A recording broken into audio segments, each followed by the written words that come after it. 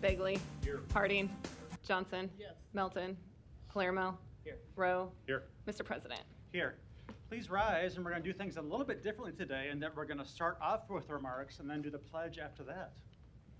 Councilman Rowe. Thank you. In the United States, Flag Day is celebrated on June 14th. It commemorates the adoption of the flag of the United States on June 14th, 1777, by resolution of the Second Continental Congress. The flag resolution stated, resolved that the flag of the 13 United States be 13 stripes, alternating red and white, that the Union be 13 stars, white in a blue field, representing a new constellation. Working as a grade school teacher in Wabeka, Wisconsin in 1885, Bernard Segrand held the first recognized formal observance of Flag Day at the Stony Hill School. From the late 1800s on, Segrand spoke around the country promoting patriotism, respect for the flag, and the need for annual observance of a Flag Day on June 14th. In the late 1950s, when it seemed certain that Alaska would be admitted to the Union, designers began retooling the American flag to add the 49th star to the existing 48. Meanwhile, a 17-year-old Ohio student named Bob Heft borrowed his mother's sewing machine, disassembled his family's 48-star flag, and stitched on 50 stars in a proportional pattern. He handed in his creation to his history teacher for a class project, explaining that he expected Hawaii would soon achieve statehood as well. That's the flag that we salute today. Please join me in our Pledge of Allegiance to the flag, as we do each week before our meetings. I pledge allegiance to the flag of the United States of America and to the republic for which it stands, one nation, under God, indivisible, with liberty and justice for all. That was cool. An affidavit of publication is on file for the pre-council and city council meeting, and a current copy of the Open Meeting Act is posted in a white binder on the east wall of legislative chambers. Good afternoon and welcome to the Omaha City Council. We welcome you to our meeting today and look forward to hearing your testimony on our many items. Please turn your cell phones to off or at least to vibrate. We are going to start with a proclamation for Waste and Recycling Workers Week. I've asked Councilman Bagley to read this for us as chairman of the Public Works Committee. And I know we have representatives here from First Star and FCC and also our Public Works Department. So we look forward to recognizing their hard work today. Councilman Bagley. Thanks, Mr. President. Good afternoon, everyone. Whereas trash and recycling collection are two of the most vital services that the City of Omaha provides as a municipal government, and waste and recycling workers contribute to a tidy and clean community and make significant contributions to the safety, health, and welfare of citizens. And whereas, according to the Centers for Disease Controls and Prevention, the eradication of many diseases in the Western world is due in large part to higher public sanitation standards resulting from effective garbage disposal. And whereas the proper collection and disposal of waste and recyclables are vital to preventing disease, litter, and dump heaps, and our community recognizes the often thankless job of trash and recycling professionals. And whereas Omaha values and celebrates the trash collectors, dumpster haulers, sewage workers, street cleaners, janitors, and custodial staff, and all other employed in the sanitation industry to serve residents and local businesses. And during the week of June 17, 2022, we joined together to thank the men and women who work daily to keep our neighborhoods and streets safe and clean. Now, therefore, be it resolved that the City of Omaha officially designates June 14th, 2022 Waste and Recycling Workers Week in Omaha, Nebraska. In witness whereof, we have set our hands and caused the official seal of the City of Omaha to be affixed on this 14th day of June, 2022. And one little side note, I'd like to say that the dignity of these men and women that do this work, a thankless job, it's 97 degrees today. If you see them out there rolling around, throw them a bottle of water, because I can tell you that little gesture makes a huge difference in the work they do. So is someone here from FCC? Yeah, please come on up. Coming to you. Feel free to come in, yeah, please. Aaron Anderson, General Manager with FCC, representing. Just like to say that we're proud to be a part of the community, helping servicing the City of Omaha. Take a lot of pride, and we appreciate the thanks from everyone. So thank you.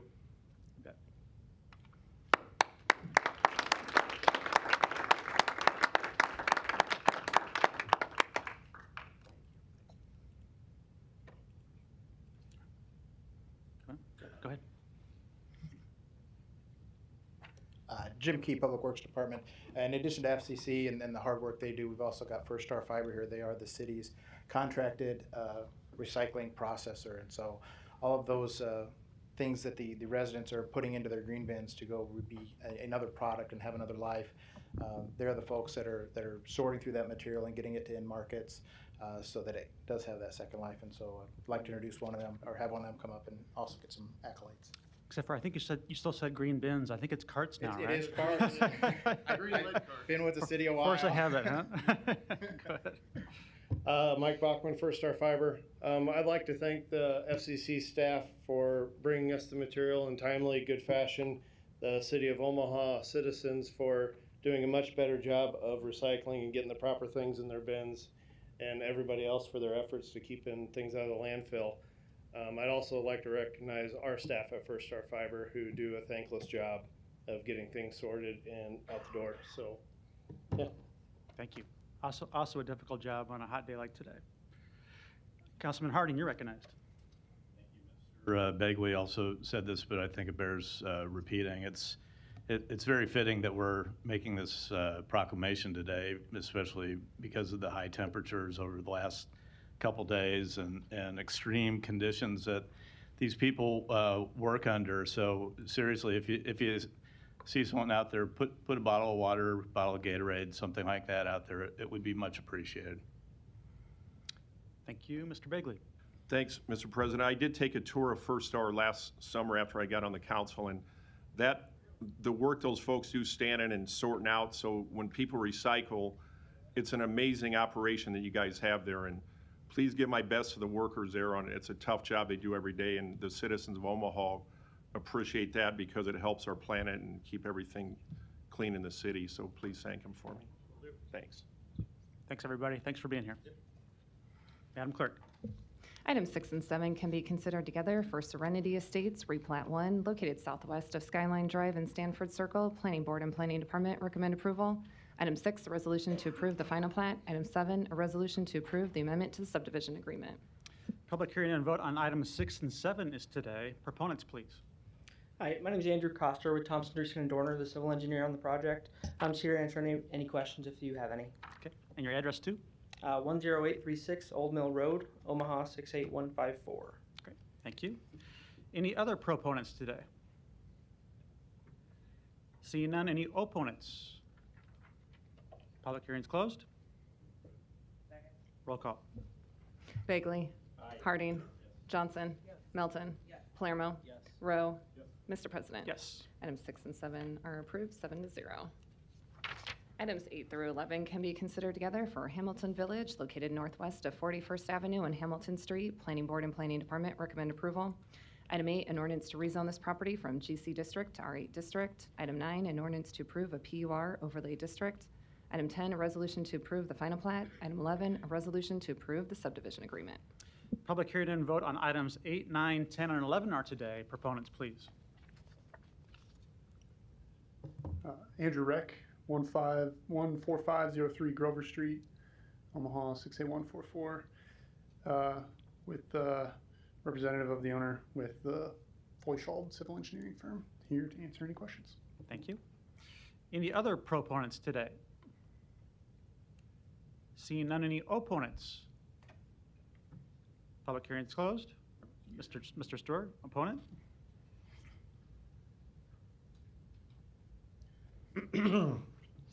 Larry Storr, 5015 Lafayette Avenue, Omaha, 68132. I'm opposed to this type of development. It's getting pretty close into my neighborhood too. But I have some questions that I need to ask because I guess this is a hearing and maybe I don't understand what a hearing is. But this area has been vacant and what I consider blighted for quite a while. But some of this area still has automobiles setting on it.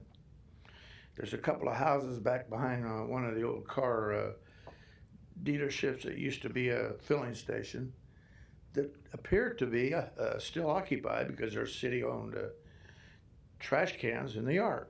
They don't look like they're closed up. But when I go to your documents, I find out that there's there is a neighborhood association. If there isn't one already, they will create one. There's no documentation that says that they have. There's no documentation that says who's been talked to other than maybe some business owners. So, is there an association or isn't there, and how many residents of those three houses that will be demolished, apparently, according to these documents? I drove by there today. I wonder if those people know that. Have they been talked to? Did they get a notice? Again, you're getting pretty close to my area. I live just a little ways west of 50th and up the street a block south of Hamilton. A lot of apartment units in there that are what I consider dilapidated and probably should be blighted. And obviously, you'll be going after those pretty soon. But this Saddle Creek strip, yes, there could benefit from some businesses. But it's how we acquire them that I wonder about. Did some of those businesses that vacated those lots a long time ago not pay their property tax, or did they get drove out by high fees for code violations or something?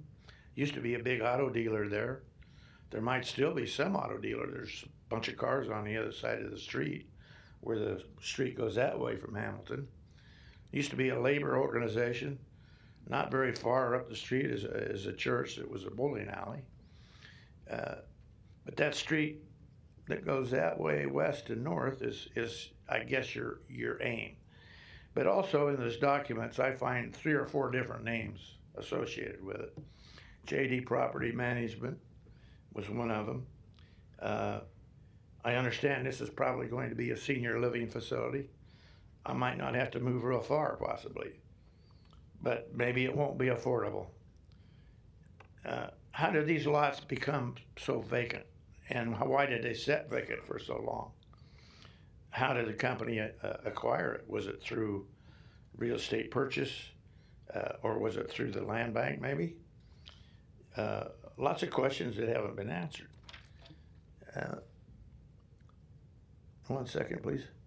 The dates on the documents go back as early as January 21st of 22.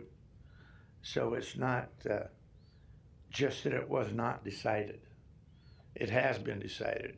The question is, why do we spend money having a public hearing when it's a done deal anyway? Why not save the taxpayers money and get more work done for the same dollar? Yeah, you have to vote to make it formal, I guess, but all the other paperwork's been done. Everybody's approved it. Thank you. Thank you. Public hearing is closed. Mr. Bagley. Did you want to go? Go ahead. Okay. Thanks, Mr. President. I was just going to comment.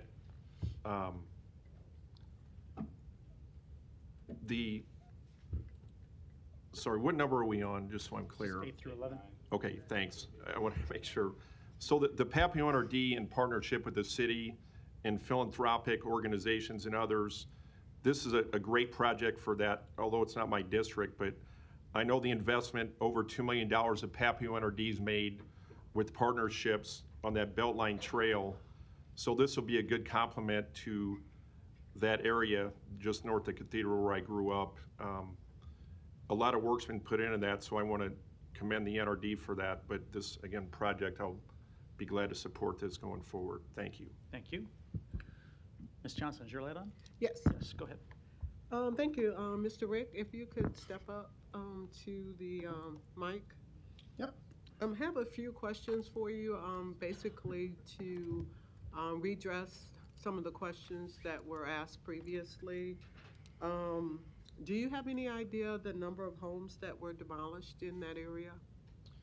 I don't know how many homes were originally on all of the lots that made up that area, but there are 3 homes there currently standing today, and they've been vacant as long as I've been a part of the project, so there hasn't been anyone living in them since my knowledge. And do you know the neighborhood association that's nearby or within that area? I do not. One of the owner representatives had a discussion with them a while back, 6 months ago probably, so I can't remember the details of that.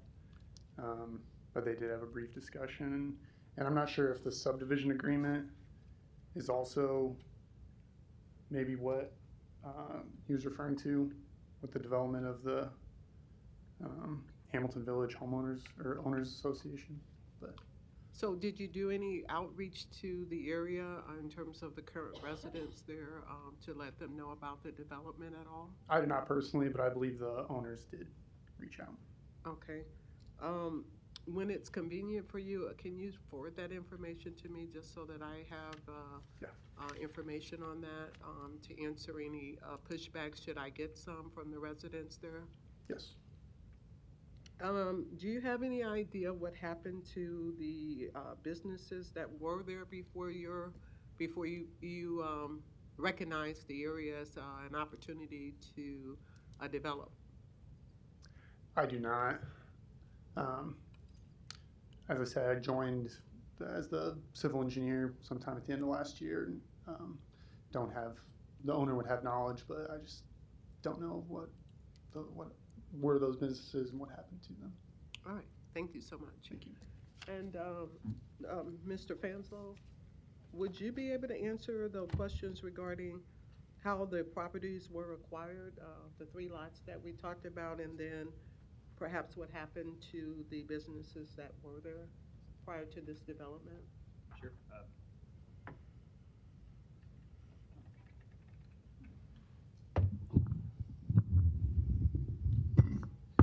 Okay. Yeah, Dave Fanslow, City Planning. I don't know the history. I don't know how long the sites have been vacant. And I don't know what happened to the businesses. I think it's been in the state that it's been in for a while. So a while, maybe 10 years or so, or? I'd have to go back and look at old aerial photographs to see what the past condition of the site was.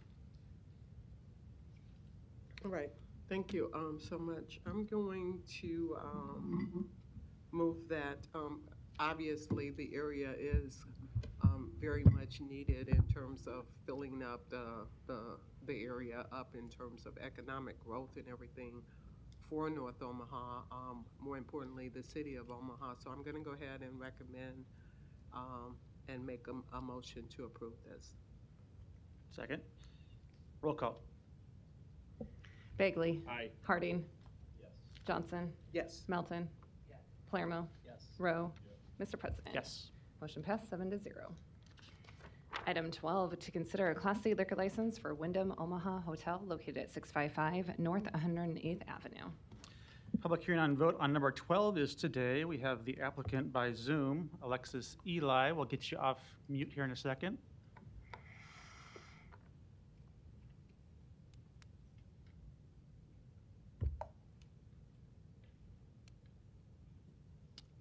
Hold on one second. We still have you on mute. We'll try and switch it here. Okay, try that. Can you? Yeah. Okay.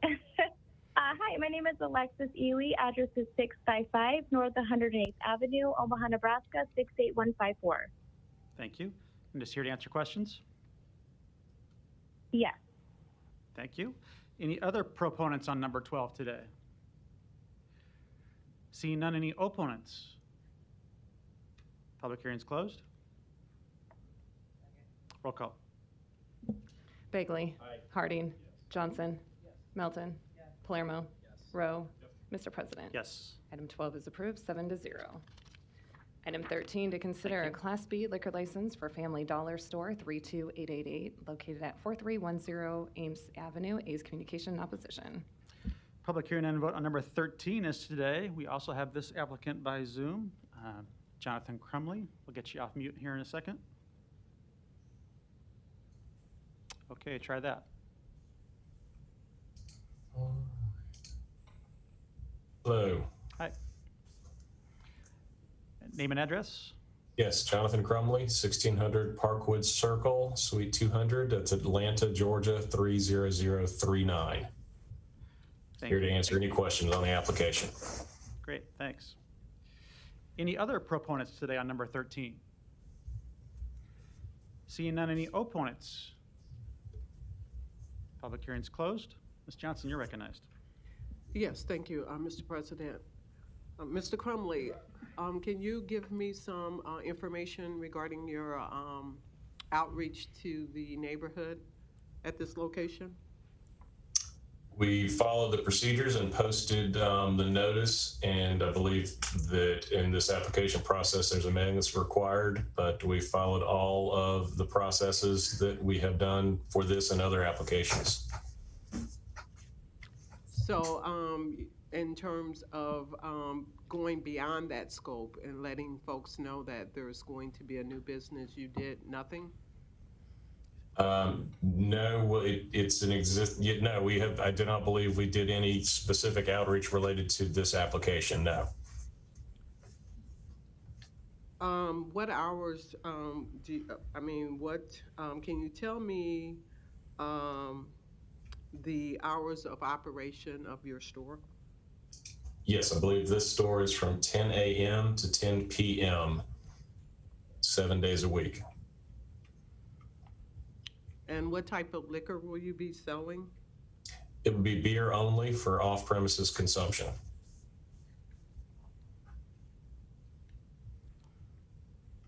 And your manager of this Family Dollar, what type of education have they received to manage the selling of liquor? The manager would have received Family Dollar standard training, which includes being educated on local requirements for sale.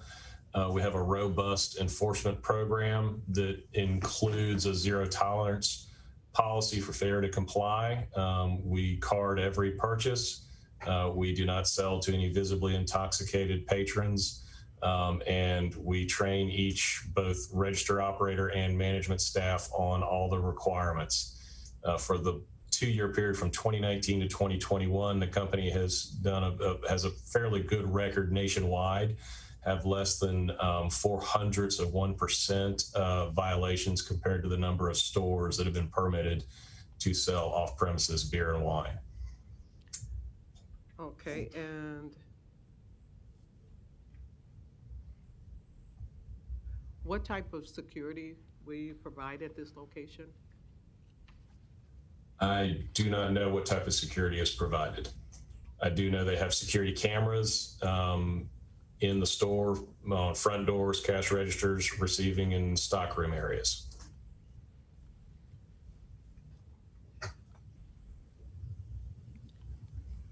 My final question is, if the neighborhood should have some concerns, questions, what have you, who would they reach out to make those concerns known? They're happy to speak with the store manager there in person, or contact the district manager.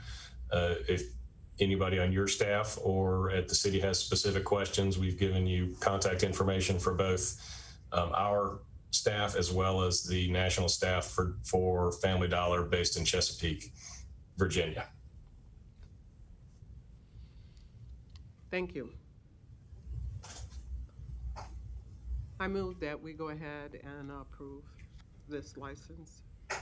I believe this has to be subject to Rule 7, right? The waiver of Rule 7? Subject to waiver Rule 7. Okay, there's a motion and a second. Roll call. Bagley. Aye. Harding. Johnson. Yes. Melton. Palermo. Yes. Rowe. Mr. President. Yes. Motion passed, 7-0. Thank you. Item Thank you. 4 Item 14, to consider a Class A liquor license for Hawaii Nails located at 10631 Fort Street. Public hearing and vote on number 14 is today. Proponents, please.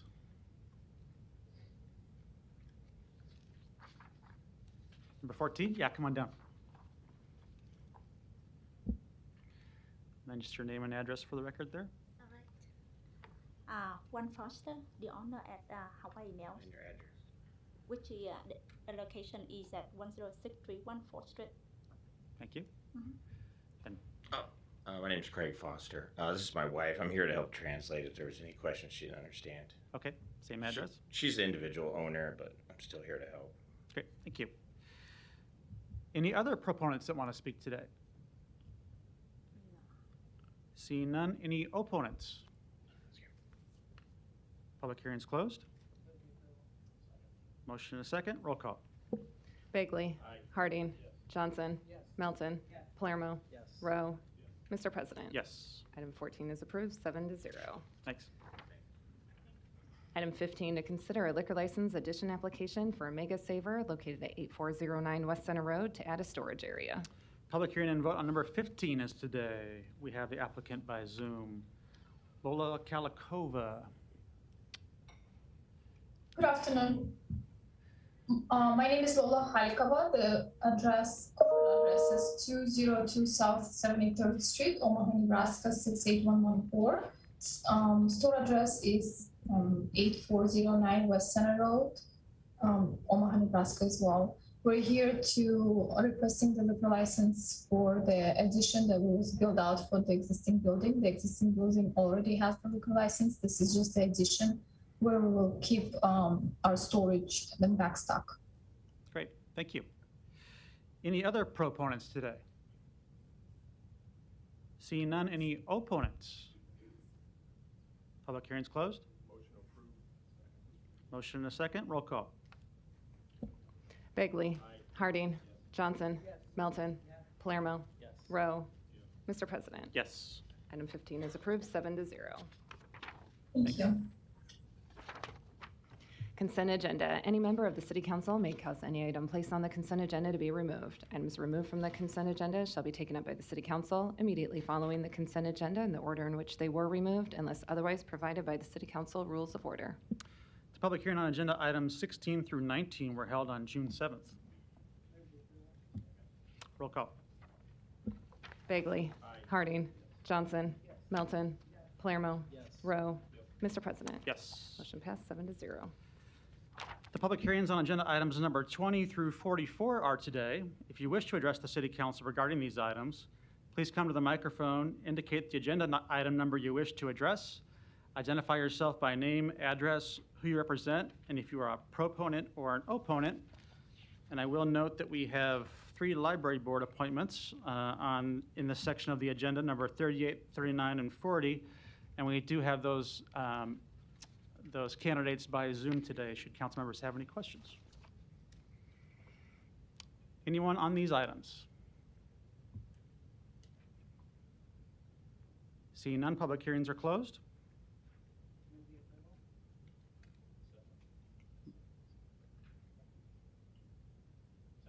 Motion and a second. Roll call. Bagley. Harding. Johnson. Melton. Palermo.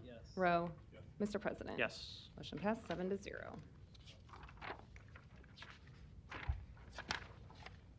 Item 45, an ordinance levying a special tax and assessment for street improvement project 2019-05 for Poppleton Avenue from South 78th Street to South 78th Avenue. Public hearing on number 45 is today. Proponents, please. Seeing none, any opponents? Public hearing's closed. Item 46, an ordinance levying a special tax and assessment for Street Improvement District 2019-01 for Emmett Street from North 83rd Street to its terminus west of North 85th Street. Public hearing on number 46 is today. Proponents, please. Seeing none, any opponents?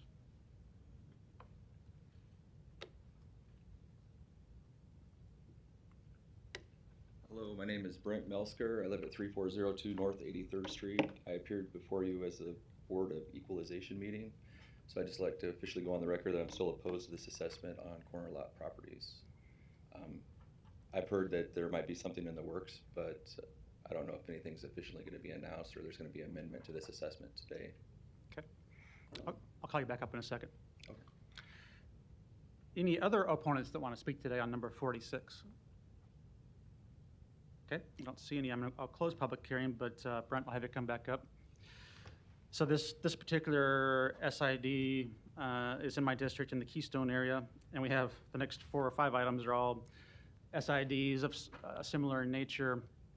And I know we have some Public Works Committee members here that might want to discuss a little bit about their meeting today and their work on the issues that came before the Board of Equalization at the time, mostly in terms of number 48, the Ridgewood Avenue project, but then also the corner lot situation that was described that day and that you mentioned. And so I just wanted to make sure we had this context right as it applies to to this item, which is number 46, as they consider how to handle these issues going forward and a corner lot issue that we've discussed. There are several different versions of the corner lot issue, though, and I want to make sure we had an understanding of yours. So in this case, your block decided to proceed with an SID, and it was not unanimous, but it was a majority that decided to move forward. I believe you're the only corner lot on that street, is that right? No, there are 2 others. 2 to the west? One south and then one to the west. Okay. In your case, though, it was not an issue of double assessment. The street improvement was only on one side of your property, correct? Correct. And I believe all property owners were assessed the same amount by the formula they chose to pursue, right? By lot. One property owner he owns 2 lots, so he was assessed twice. Okay. But all equal amounts on Correct. the formula you chose to use. So in this case, it's not the same as a lot that was double assessed, like we'll talk about here in a minute, I think. But the issue still is you feel like it's not the improvement you wanted, and you weren't in favor of the SID in the first place. Correct. It's a terminus street or a terminus road, so it ends. There is like a back alley out of there, but according to the documentation here, it is a terminus road, so it's an dead-end road. Okay. And then you otherwise border 83rd Street, which was already paved. Yes. Yeah. Yes, and I face 83rd Street and don't use Emmett Street at all. All right. Anything else you want to say about your particular case? No, I don't have anything to add. Okay. All right. I don't see any other lights on this one, but I'm sure there'll be more discussion on the following items. So we'll move to item number 47. Item 47, an ordinance levying a special tax and assessment for Street Improvement District 2019-06 for Walnut Street from South 76th Street to South 78th Street. Public hearing on number 47 is today. Proponents, please. Seeing none, any opponents? Public hearing is closed. Item 48, an ordinance levying a special tax and assessment for Street Improvement District 6881 for Ridgewood Avenue from Poppleton Avenue to Hickory Street. A's amendment of the whole requested by the Law Department. Public hearing on number 48 is today. Proponents, please.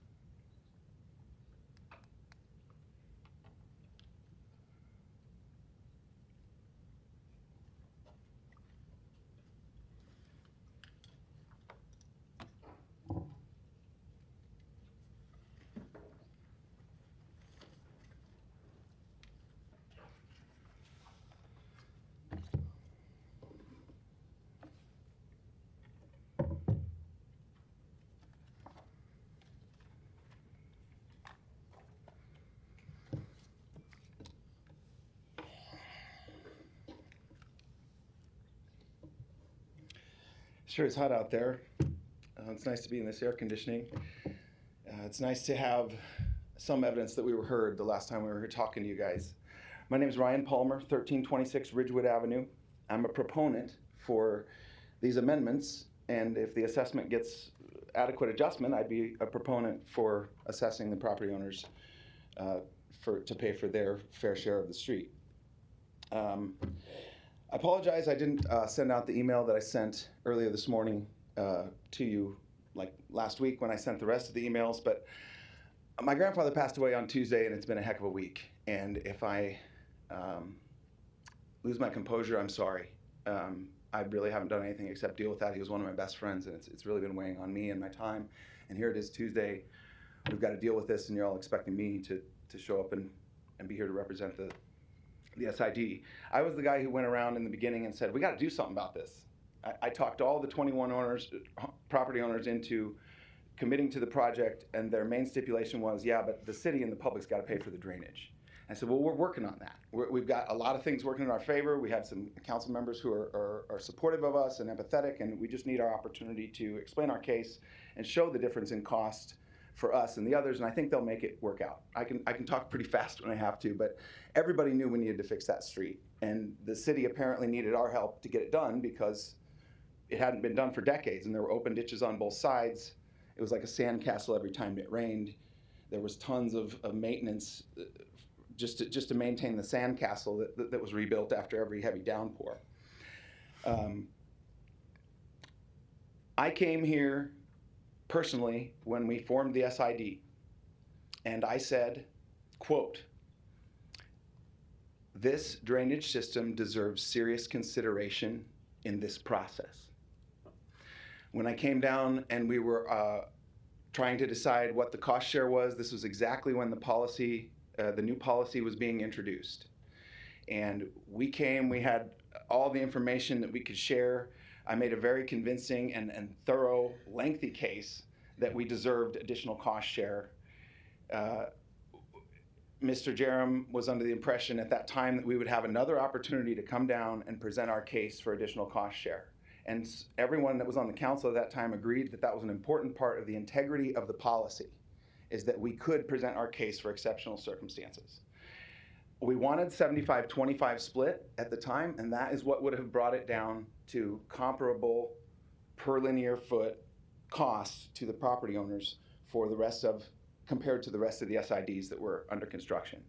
Plus, we had so much public value in doing ours. We made a really good case, and in order to move forward, we needed better than 50%. Mr. Jerem said, quote, I would ask that we issue the Ridgewood Avenue group an extra 10% cost share at this juncture. We were under the impression that we would have an opportunity to come back to the Board of Equalization, look at all the numbers now that they're known, compare our pipe costs to everyone else's, take a solid look at, what is going to be fair in this, and then we could be glad we did business with the city. As you may remember, I realize you have a lot of other items on the agenda every week. A couple months ago, we were down here, and the consensus was that we weren't treated properly and that we weren't treated fairly. There needed to be transparency. There needed to possibly be adjustments in the policy. There were a number of issues that we wanted more information on so that we could make an accurate argument in front of you all or a court. Yet that information has trickled out, if at all. And I don't think it's right to just, focus on one change order that Public Works described. There were lots of things I would have loved to just say, excuse me, I have different information on that, but out of respect for the meeting and the process, and because I had already spoke so much, I just sat back and let it happen. I figured I could watch the video later. Apparently, that meeting is not available for video record, and you must submit a public records request to hear it on audio. So once I found that out, I did that, and I received that request yesterday. I had access, apparently, to the audio. And then when I went and clicked the audio, it didn't work. And so apparently you can't listen to it from a mobile device. It's just the layers of transparency, the layers of where transparency wasn't there are just, they keep getting thicker. And if we're going to enter into a public-private partnership to solve these street problems, we expect to be treated fairly. We expect there to be transparency, and we expect it to work out to be a pretty good deal. That said, there's an amendment on this item to remove the $150,000 in change order from our costs. But I have to say, what about the other $95,000? Our construction costs went up $244,000 from bid acceptance. I'd really like to make sure that is addressed. And then I would just like to point out in the contract, This is the project manual for Omaha Public Works 53195 and OPW 53353. In the contract, if we can get it to focus, I've underlined it here. It says the bidder is familiar with and has satisfied itself as to all laws and regulations that may affect cost, progress, performance of the work.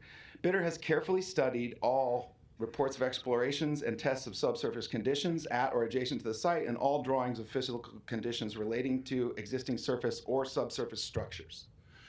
So they should have known that there was an elevation issue prior to the design getting its final completion.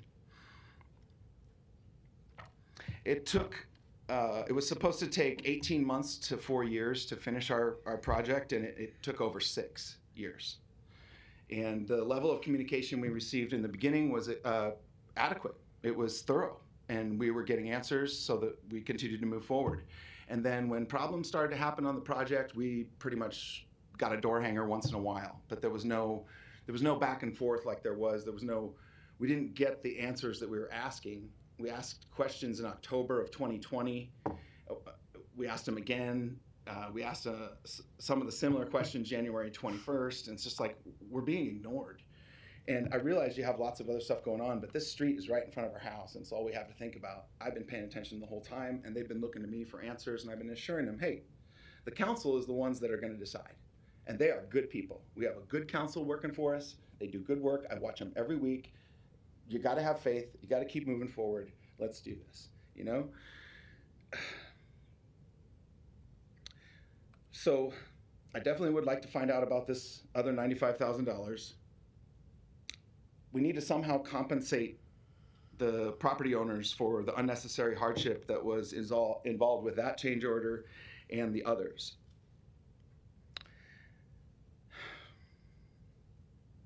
The city has not acknowledged the delay in road opening caused by this change order and the generally deficient work. Residents are owed considerations for these significant delays, which again should have been avoidable. The contract itself has specifically addressed these issues ahead of time, so that, and it even says so that it's not an issue after the project if we have delays or insufficient work, and it's about delays for substantial completion, and it's delays for the project completion. $1,500 per day for substantial completion and $800 a day for completing the project. I know that these are, often kind of just laughed at or put to the side, but in this case, we have a legitimate claim for this. And with over 3 months of delays and repeated requests for that information, we literally have $37,500 coming to us by my calculation, and just in the difference in the days that were on my records. And then we have $40,000 coming to us in liquidated damages based on just the dates to finish completion. And they could have been completed in a matter of days had the contractor chosen to make it a higher priority, but for some reason they didn't. And we had the street closed in both directions for 50 days, unnecessarily. The answers that Public Works provided to us at the Board of Equalization hearing, they were not adequate, they were not sufficient, they were not accurate as to why we didn't receive liquidated damages in this project. It says so right in the contract.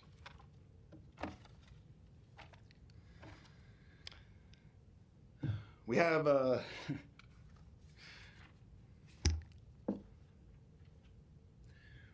construction engineering costs to Benesh of $125,000. With all these problems and delays, they obviously failed to perform to industry standard. The construction engineering costs, I know, are largely supposed to be added assurance that it will be designed properly, and apparently it wasn't, because we had this major elevation issue. The construction engineers are supposed to be on site to make sure that it gets done right, yet we still had all of these problems and all of these delays. So given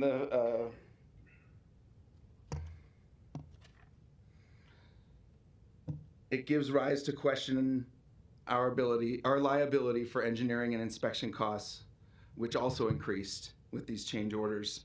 And if they aren't doing their job of watching the Public Works Department do their job, then what the heck are we paying for?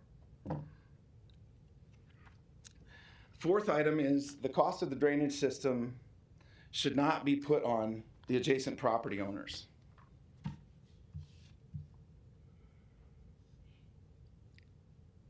We've been making that case at every meeting, and it's the main reason our SID was so much more costly than all others. It's the main reason it didn't get done forever. It's the main reason that you can justify public funds to support the project and make it comparable to what other SIDs have paid per linear feet.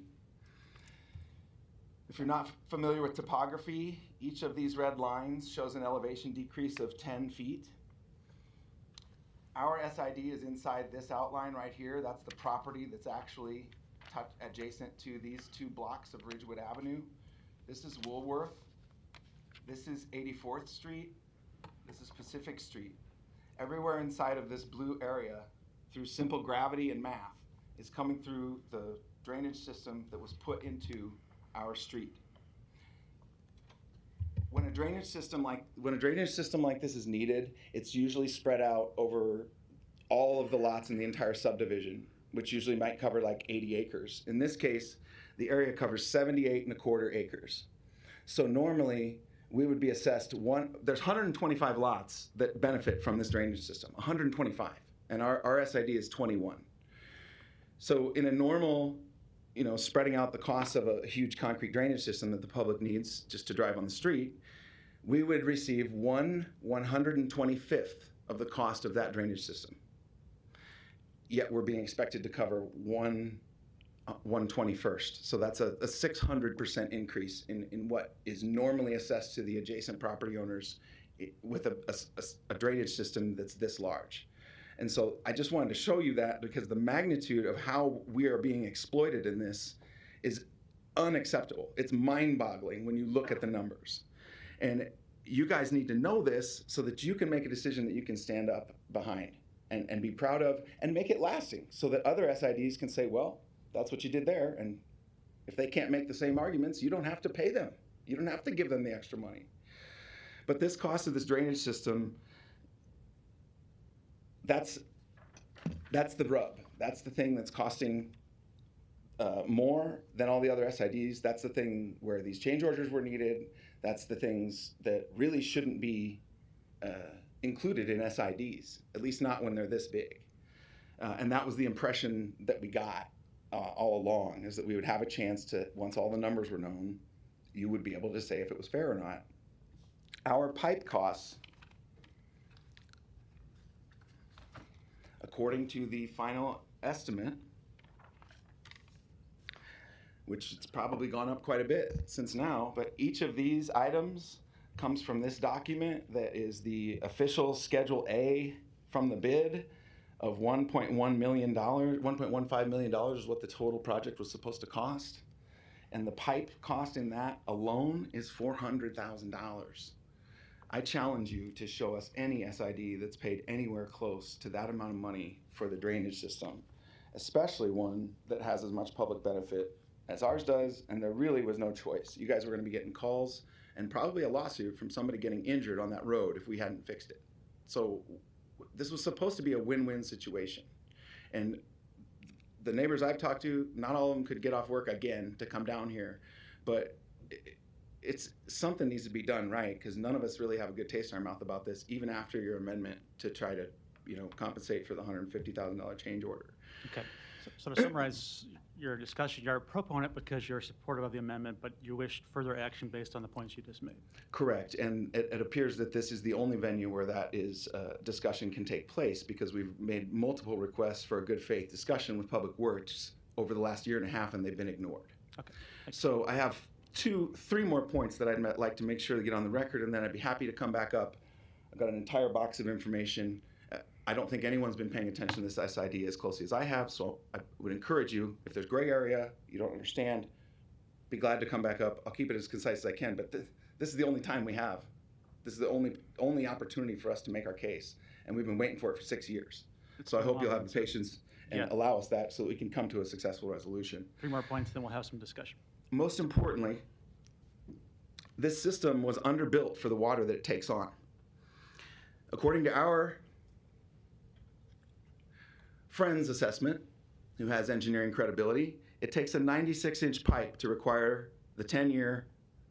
A 96-inch pipe is required to handle a 10-year storm, and that's city standard. Build the storm system to handle a 10-year storm. It requires a 96-inch pipe. Well, the SID flows downhill into a 48-inch pipe. So the water that falls onto this SID, it does not always fit into the existing pipe. And I would just like someone to get that confirmed from Public Works on record at this meeting. And you can take that into consideration as to how much you're going to be able to compensate to make this fair. The next point is the entire storm drainage system will need to be rebuilt someday to address this mismatch of size and water volume. I would also like confirmation from legal, the council, and Public Works that because we have formed an SID and improved the street to city standards, we will not be assessed for any future construction related to this street and especially to the concrete drainage pipe. We're already paying dearly for it once. We are not interested in paying for it twice. And then last, you've got to find a way to make this fair, uniform, and proportionate by state statute. I've got lots of material to help you do that. I've presented a spread. I sent you all a spreadsheet that outlines our costs versus SIDs built around the same period. If there's missing information in there or it's inaccurate, I would be glad to address that.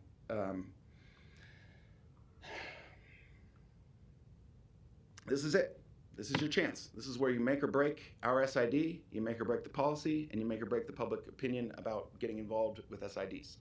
So I'm hopeful.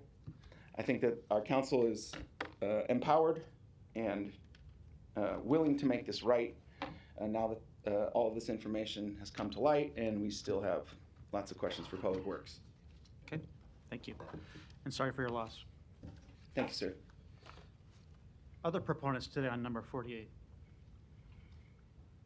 Hi, Jordan Hoff. I'm at 8010 Woolworth Avenue. We're a corner lot that's on Ridgewood as well. 68124. Yeah, there's not a whole lot that I can add that Brian hasn't already said. We're definitely, we're proponents of the amendment, and really just want it to be corrected and fair for everybody. I also have an additional issue. I can wait until the Woolworth, but being a quarter lot, I believe you were speaking to this before about us having to pay double effectively. So, but yeah, we can keep it on topic for now. I think that's. We'll come back to that for sure. Okay. Thank you. Thank you. Other proponents. Good afternoon, Mike Luther, 1315 Ridgewood Avenue, here on behalf of my wife Laura Luther, and I'm a proponent for further action. I think Ryan did a very good job of expressing the issues. I know he's worked awfully hard on this project and suffered a recent family loss. He's emotional, but and I think we're very pleased with the effort on behalf of the city. This has been a long, long road for us, figuratively and literally, and I think we got it mostly right, and it will never be perfect. I think just would be very grateful if there was a disciplined process to identify and recognize these issues. And we realize that it's not the city alone. There were third-party contractors that were involved here, and we feel that they have a debt to to the city and to ourselves, and we want to see a constructive process forward. Thank you. Thank you. Other proponents? Seeing none. Any opponents? Public hearing's closed. Mr. Bakley, you're recognized. Thanks, Mr. President. Ryan, first, sorry for your loss. You're wearing it on your sleeve, and we can feel your heart's heavy today, brother, and Your grandpa, no doubt, is looking down pretty proud of the passion you bring. Even before he passed, you and I met, and I felt your passion on this, and this preceded me. I just wanted a couple comments to make. The emails you sent this morning, apologize we didn't get back to you. I know you're busy, but I know my colleagues and I, when we get emails from constituents on council day, it's tough. Today was as full of a day as I've had down here, so we weren't ignoring you, but we got your prior emails. And as always, you bring a lot of material to the table. As evident, people can't see out there, you got a big box next to you where you're sitting. I just wanted to tell you that the Public Works Committee and staff, certainly you and I have talked. I know my friend and colleague, Councilman Palermo, who brings a lot of expertise and has helped me through this process of Ridgewood and what's going on out there, that as I learned back in, if it was 2018, when my predecessor there was nothing that the city gave financially to these projects. And then the one you guys got was 60%, and then we got a policy in place after that, which is good. So we can build off that. The amendment we got here today before us, and we have been working, just because you don't hear from us every day. I assure you, our staff, and I've been talking to my colleagues a lot about this, when the price went from, the cost share was 0% prior to the policy, you guys got 60%, which was good. I'm not taking away from the headaches that you have, that you shared with us in the Board of EEC, in the emails you've sent, in the vote we'll have before us to move it up to 68%. Oftentimes in negotiations, it's about give and take. One side normally gets not everything they want. Whatever happens here, I can say that the effort's been made to try to understand it. And I'll let my friend Councilman Palermo, if he wanted to weigh in, but I just want to recognize that the things you brought to us, I've learned a lot of it, and talking to staff and trying to get through it, we're still working through it. It's just a public hearing today, as you know. So we got 2 weeks that we're going to continue to try to work and make this policy better in the future to change it. But I appreciate you coming down today in tough times in your life, so thank you. Thank you, Mr. Palermo. You're recognized. Thank you, Mr. President, and Mr. Bagley for the pressure of saying something. Mr. Palmer, I'm going to miss you. A couple weeks from now, we're not going to see you. And you've been here on this project ever since I've been on this council, so I'm sure you'll still send emails, and I appreciate that. And that's what we've had with this project, right? A lot of emails, a lot of phone calls. We've met, you've met with others, and we find ourselves here figuring out how we got here. And ultimately, to back up for those that don't know, although we have a new street policy, we always had a street policy before that. And it was that the city of Omaha paid zero for every single project that happened, whether it was an SID, an RMD, or whatever it may be. And I'd have to say I'm probably one of the few people in this building that disagreed with that, because I truly believe that in this city, roads are the city's responsibility, no matter what they are. From the beginning of time, whether you paid to put that road in when you built your home, or whether you're paying for it now, the roads are our responsibility. But I give credit to Public Works and those who moved forward when we knew a policy had to be adopted. Because when RMDs and SIDs came before us, I voted against every single one of them because we didn't have a policy. And so within that department, they did work really hard to adopt a policy, which is new. And when things are new, things need changed and tweaked, and we have situations that come before us that we have to adjust on the fly for. And that's where we find ourselves. So the policy now is 50-50, which again It is what it is. It's the policy. I'm not saying I agree with it. And the other part of that too is people did listen within this building because we only had a few $100,000 in the unapproved road budget. Now we have millions of dollars in there because some throughout the city don't have the luxury to come before us and pay a portion of any road to get done. And even if they did have the means to do it, nobody wants to put money into a public road. So that's where we find ourselves. You have the SID in front of you. We voted to take it up to 60%, which I voted in favor of. There were circumstances that were certainly different. We've discussed within the committee that this is rare, and we're not going to go back on others that say, well, hey, what about us? And then as we continue to move forward, we continue to listen, and we've upped that to 68%. So from the beginning to 0 to now to 68%, when I hear you say fair for all, although we agree a lot, what is fair for all? Is 68% not fair for all? Because again, there are people within the city that you could give them 99% and they still can't fix the roads. So we find ourselves with this part of the public value of this street. Sure, it is a public value. Sure, people do use your street. I don't drive up and down your street, but I know you folks do every single day because you have to go home. So, but I'm being asked to pay for it, but I don't use your street. So sure, there's a public value there. The liquidated damages part you mentioned, I'm pretty positive, and we can verify with Public Works that it doesn't apply to RMDs or SIDs on the fact that you said there was an $800 fee per day times how many days. Actually, let's figure that out right now. Director Stubbe, Bob Stubbe, Public Works.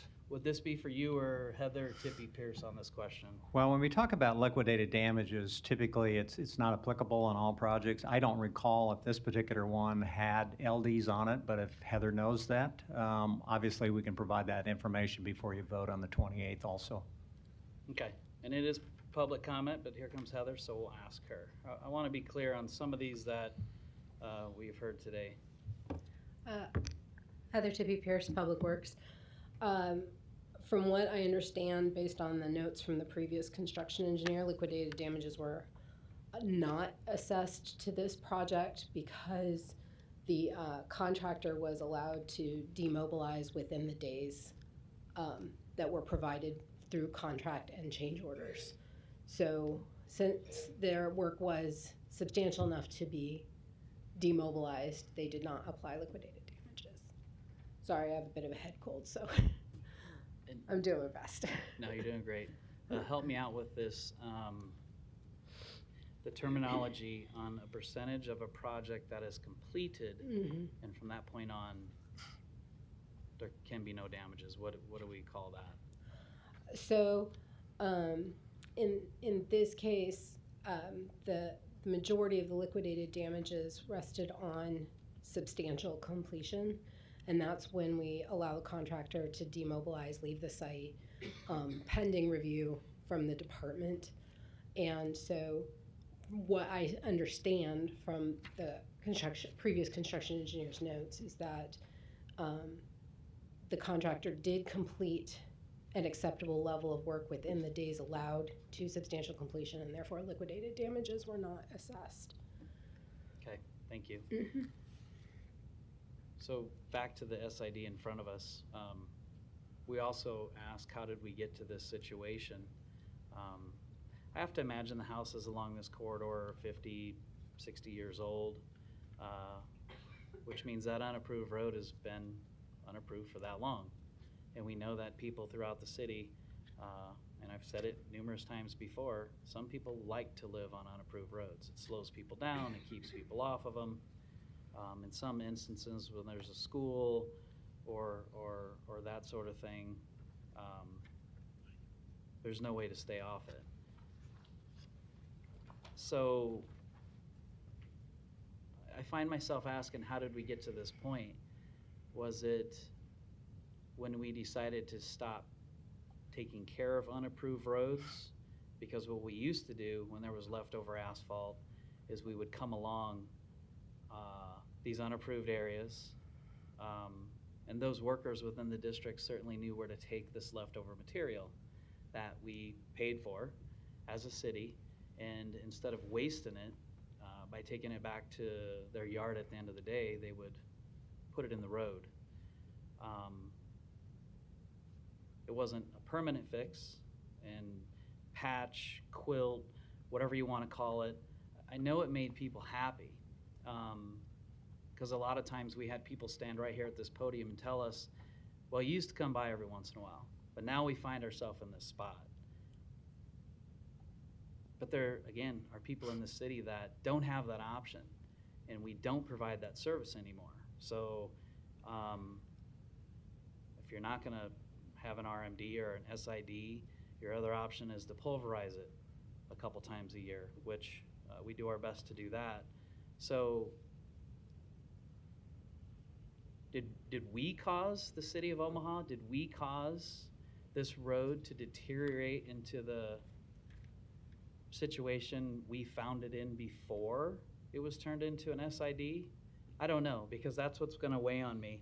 It's really tough to sit here knowing we're 18% higher as a community to pay for this road when we talk about public value, although anybody that doesn't live within that District 66 corridor or have kids at that school or get off of Pacific because of a red light, how is it deemed public value for them?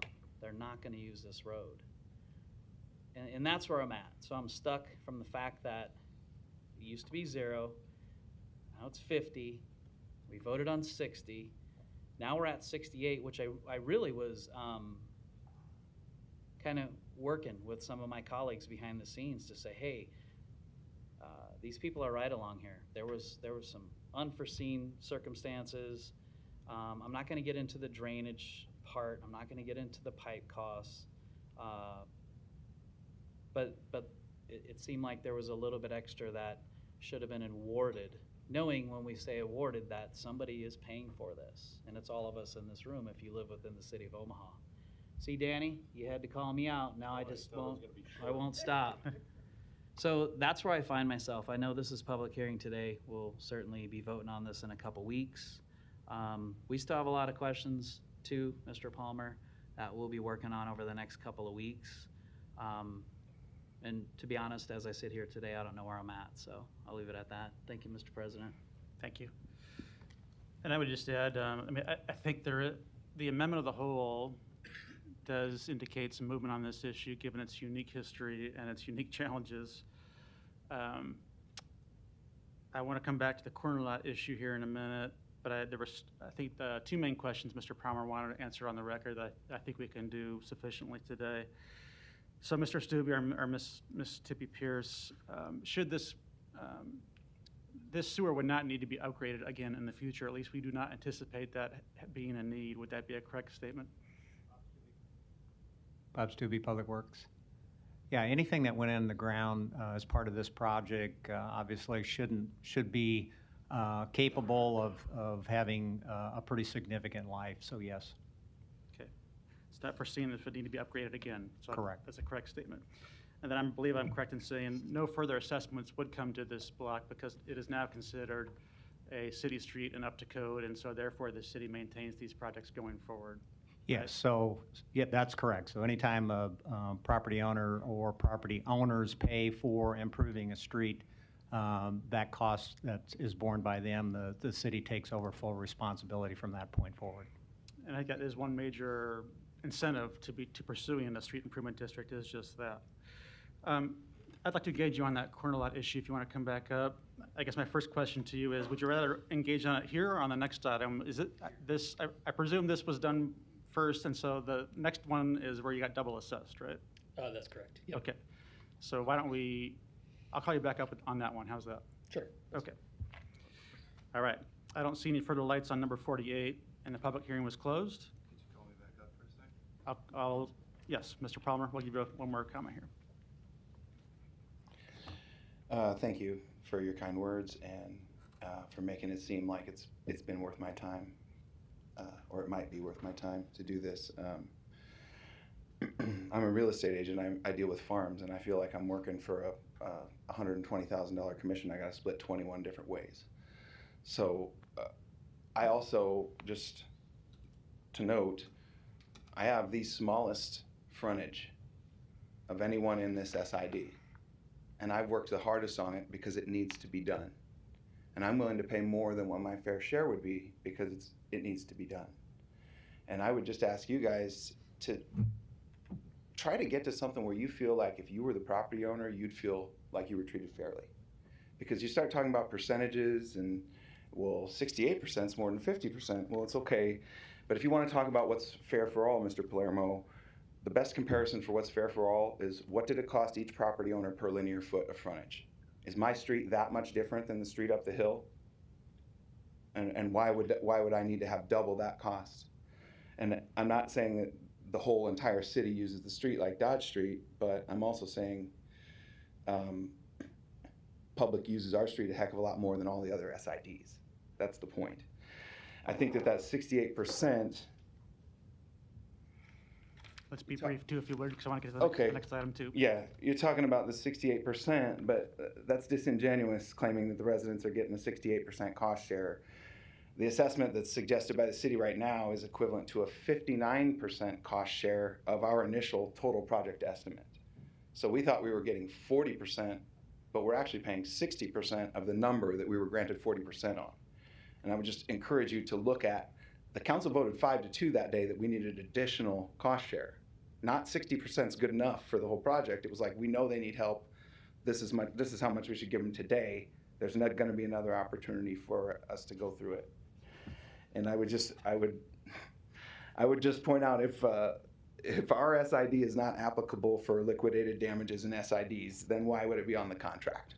Why is it outlined in the contract?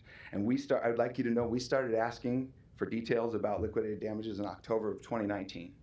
We asked for the change orders and why they were granted.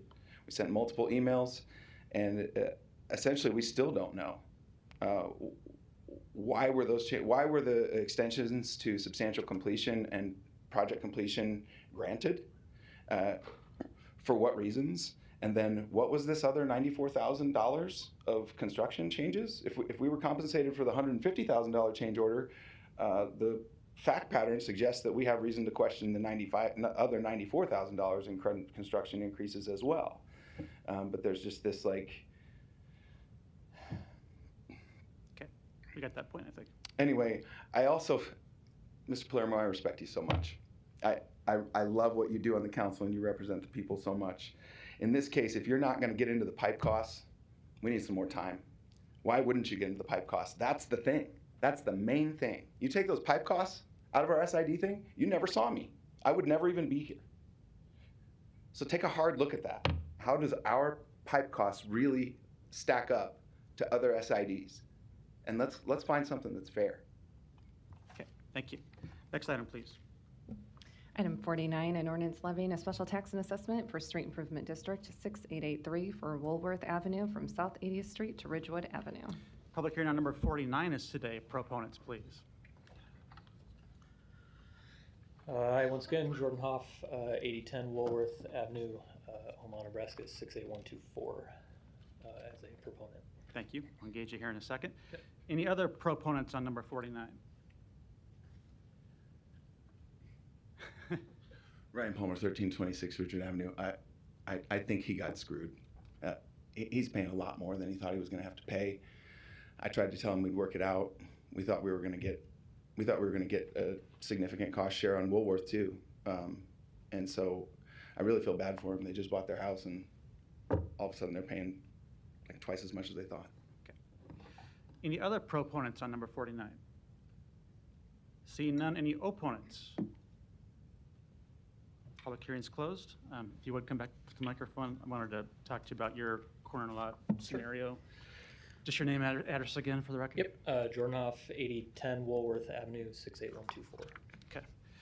So in your case, when we discussed this corner lot issue at the Board of Equalization, it was in fact a situation where you had been assessed twice, but it was different projects. First, the previous agenda items number project came along and the block agreed to do it.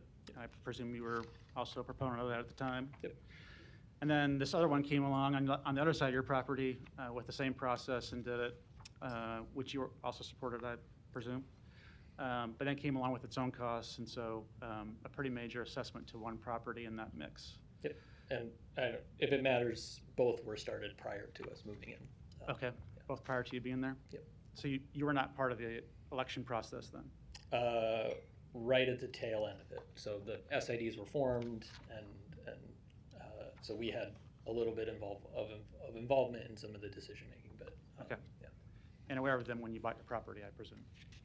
We were, however, I mean, they were presented to us as a roughly $14,000 increase. So, I mean, it's, you know, if I had known going into this, we would have been paying $50,000 plus instead of $14,000. I certainly probably would have negotiated a little more on the cost of our house. But gotcha. Yeah. And both of these were linear footage, is that right? No, they're both equal, even split. So. Oh, just even by parcel. Okay. Yep. Okay. And I'm asking that question because this is, I know, a topic the Public Works Committee was trying to discuss today too. The corner lot issue, as you might call it, and then how that is informed by how a neighborhood chooses to be assessed, whether that's, you know, by lot or by linear footage, and what those impacts can be. So in your case, although there was benefits, but there were improvements on both sides of your property, they were two separate projects and you got assessed twice. Correct. Yep. Okay. Are there others on your street like that?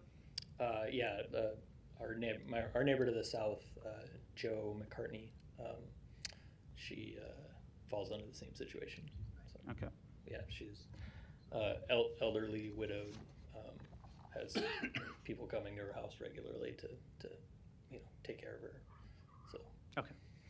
Good. That helps with my understanding of that situation. I don't know if any Public Works Committee members want to talk about that yet today. It might still be a work in process from their perspective, but I wanted to make sure that we had that clear and how that's different than the situation at Keystone and how that's different than the situation we discussed in Ridgewood, but also part of this picture. And something we need to evaluate in terms of our policy going forward. Okay. Cool. Thank you. And I think I'd just like to add, like, you know, I don't know that I would be here if these were both assessed by linear footage. I mean, I think if both SIDs were linear footage, it would be our cost regardless. So I think really what it comes down to is, had this been one SID, because both were evenly divided, we just get to pay twice. So whatever. At the end of the day, that $50,000 is a hard pill to swallow when we were expecting 14 or, even at the worst, 28. So that's. So in your case, you'd obviously, I'm sure, desire that you weren't assessed for both projects, but you'd still have the opinion that linear footage would be better in that scenario than per lot charges. Is that kind of what you're saying? No, linear footage would have been way worse. Gotcha. Yeah. All right. Yeah. All right. Thank you, Mr. Palermo. You're recognized. Mr. President, I just wanted to add too, as well, within the Public Works Committee, the discussion we've had on the policy. Obviously, corner lots is something we need to look at moving forward, so that hopefully this is the last time that this happens. And also to those saying, well, gosh, why this area? Why is the city doing that? I want to remind people the city does not approach neighborhoods for SIDs or RMDs. It's a neighborhood champion that gathers up, gets the majority, and presents to Public Works to say, hey, we need some help. We want to put in some money and pay for our roads. Then it gets cloudy. But that's where we're at. It isn't we picked on you and said, this is the road we're changing. You came, not you, your neighborhood came to the city and said, let's get this started. Your case in particular, because you're 80-10, right? Yep. and we got a great map today from Public Works of this whole area, which talks about the houses because it was it's two SIDs. So you have an SID going up and down Ridgewood, and you have another SID going or north and south, and you got another SID going east and west on Woolworth. And you happen to be on the corner lot, which means two separate SIDs, 2 times you're paying. And we know that's a problem. As we discussed today, a lot of hard work went into the street policy. We don't need to necessarily change the street policy we have, but it's once we gather all the information, we need to look at things better. Not just Public Works, but the council, the committee as well, and make sure that if you're on a quarter lot and there is going to be 2 different SIDs, that we look at this, because corner lots do benefit. Do they benefit to the tune of $40,000? Probably not. And I think most of us agree with that. So as we move forward with this one as well, but I know Heather's not feeling the best, but I feel like I should give you a chance to correct anything you've heard or mention anything that we are working on as you being the expert within Public Works. If you want to come on up, sorry.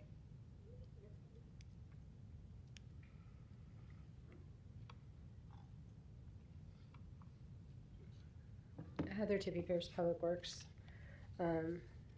This is the map that you were talking about. So just so that everybody kind of see what's going on.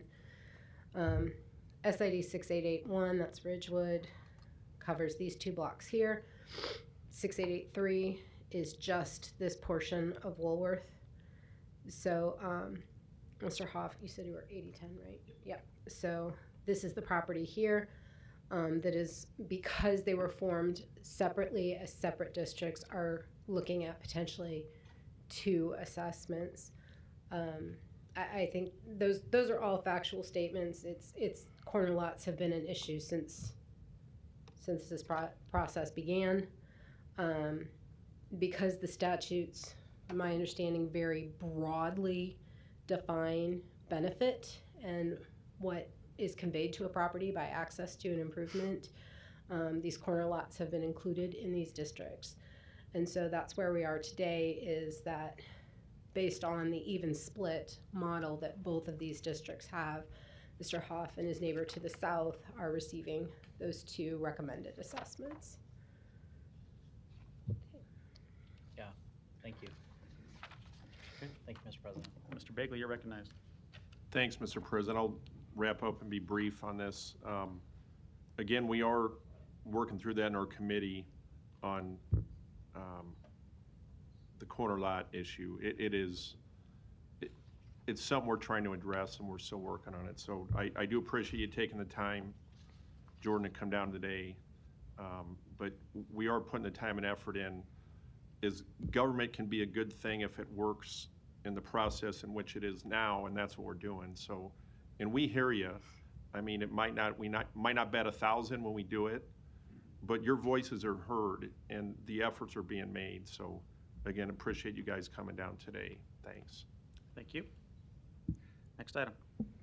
Item 50, an ordinance to vacate land as described on the agenda. Planning Board and Planning Department recommend approval. Public hearing on number 50 is today. Proponents, please. See none. Any opponents? Public hearing's closed. Item 51, an ordinance to approve the Elmwood Townhomes Tax Increment Financing Redevelopment Agreement. Public hearing on number 51 is today. Proponents, please. Mr. Seaton. Don Seaton, Omaha City Planning. I'm available for any questions, and so are the project reps. Thank you. Any other proponents today? Seeing none. Any opponents?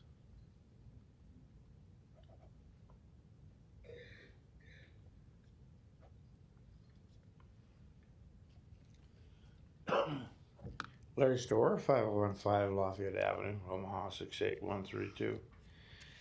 Again, I'm sort of against TIF in general, but this is also an area where I'm kind of familiar with. I haven't got into all these documents on this one, but I was sitting in the dental chair one day right across 3 small houses that apparently are going to be taken by this development. Maybe from 54th Street all the way down to Elmwood Towers. Elmwood Towers needs to probably be redone anyway. Right across the street to the opposite direction, north, there's Gerda's Bakery. There's an old-time gas station that you probably want to get rid of. And it's a straight shot to the UNMC campus down on Saddle Creek and tying in with some of that other development. In the other direction is 52nd Street to tie in with a bus route. So I'm wondering, well now, those houses I was looking at when I was in the dental chair didn't look dilapidated, didn't look abandoned, but obviously they're probably going to get taken. To the left of that, going east, there's some buildings that were vacant for a while, quite a while actually, but it looks like people have tried to refurbish them, trying to start new businesses in them again, including the one on the corner right across from Elmwood Towers, which is a nice looking restaurant now. I wonder if those people are aware that they are in the path of development towards Saddle Creek. There isn't anything said here about the neighborhood association. I don't know, that might be part of Dundee possibly. But you know, with all those buildings on the north side going east of 52nd Street, why do we need to take 3 small affordable houses out of that block there between Elmwood Towers and 54th? It just kind of smells to me. Thank you. Thank you. Any other opponents on 51? Public hearing is closed. Mr. Begley, you're recognized. Thanks, Mr. President. I just wanted to comment that the neighborhood association, I did speak to them when this first came up through planning, and I was able to get coordination between Mr. Noddle and Jen Bauer, the neighborhood association from Elmwood Exorbitant Neighborhood Association. The conversations were made. After that meeting, there was some things that were changed that were happy. It made the neighborhood association happy. So as I said in prior meetings, I appreciate Mr. Noddle taking the time to explain what the process was with this development. I know that Elmwood's, the pharmacy is moving to one of those locations there up on Leavenworth Street, and there's some other development going on with it beyond this. So I think the people in general are excited about this. And again, I appreciate Jay, you taking the time to have those meetings when you did, because that helps the process of letting the neighborhood folks know through their network of what's going on. And I appreciated that. Thanks. Thank you. Mr. Harding. Just wanted to make a quick comment on density, and that's one of the things that we've been stressing a lot of what we need to do in the city is have more dense development, because land is going to run out at some point for us, and in order to continue to build a healthy city, we need to become more dense. So the point was just made a few minutes ago about taking 3 or 4 residences down, but you have to remember too, in place of those 3 or 4 residences will be 19 living units. So I think the goal of being a more dense community and increasing the housing stock is certainly being met in this regard. As it relates to the neighboring development, it's the same developer in essence doing that work as well too. So I know that those tenants are well aware of what's going on. Thank you. No further lights. Next item. Item 52, an ordinance to approve the MH Landing Lot 5 Tax Increment Financing Redevelopment Agreement. Public hearing on number 52 is today. Proponents, please. Yeah, Don Seaton, Omaha City Planning Department, and on this agreement, I'm also available for any questions you may have. Thank you. Any other proponents?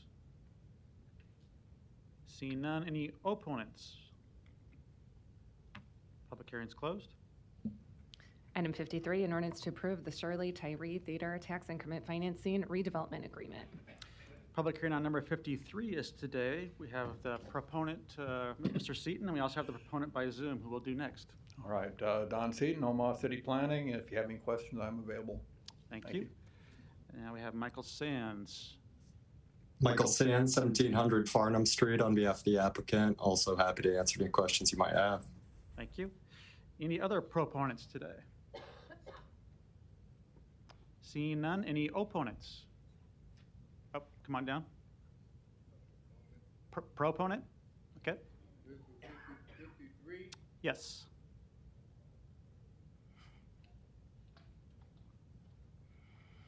And you're speaking in favor, right? Pardon? Are you in favor of it? Yes, I'm a proponent. Okay. Great. Just name and address for us. Okay, my name is Harry Urey of the Afro Academy of Dramatic Arts, 1626 Lothrop Street, Omaha, Nebraska. As a proponent for the Kathy Tyree Black Box Theater, I wish to just say a few things. And of course, I made a presentation last time, but I'll be brief, hopefully as brief as the others have been. My mom and dad, they began their life journey here in Omaha. My father had commuted here from Omaha from New York during the war, and he met my mother at the Dreamland Ballroom here in North Omaha. Now that's a personal family story, but it means a lot because North Omaha was an area that was steeped in culture and art and music and so forth. And it continued for quite some time. I will say our family, we got very much involved in the arts and the theater during the 60s, particularly after the problems that occurred with some of the civil unrest that occurred in the city. Beverly Blackburn, she was an activist in the community, and she maintained, along with my mother, others to promote arts and culture. We had many different talent shows and cultural presentations throughout the city, particularly for young youth. It was very valuable, not only to myself and my brothers and my family, but many in the community. Subsequently, also at that time, the Omaha, they called it the Show Wagon, was very prominent. It was sponsored by the Omaha World Herald, of course, and the Omaha Parks and Recreation Department.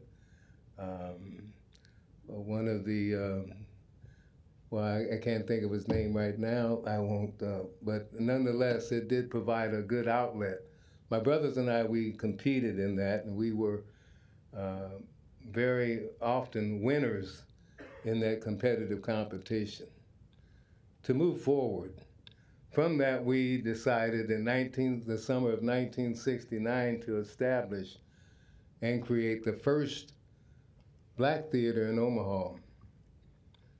Quiet as it's kept, many people may not realize that we started one on the corner of 24th and Ames at 4424 North 24th Street.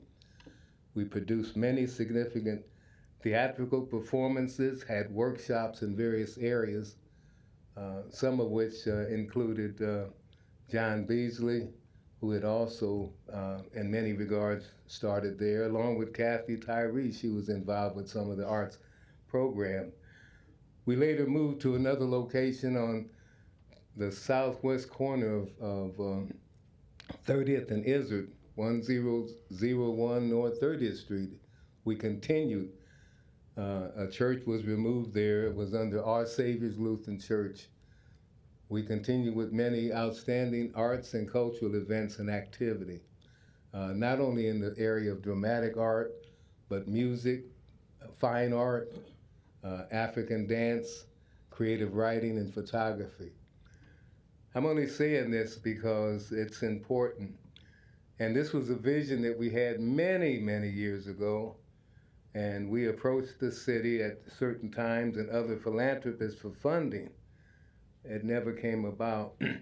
We did, however, receive some funding from the Nebraska Art Council at the onset. under the executive direction of Leonard Thiessen. He was the executive director of the Nebraska Art Council at that time. And subsequently, we received some funding from Expansion Arts. I'm only saying this because we need institutions in North Omaha that bear the name of people that have made a difference in the community.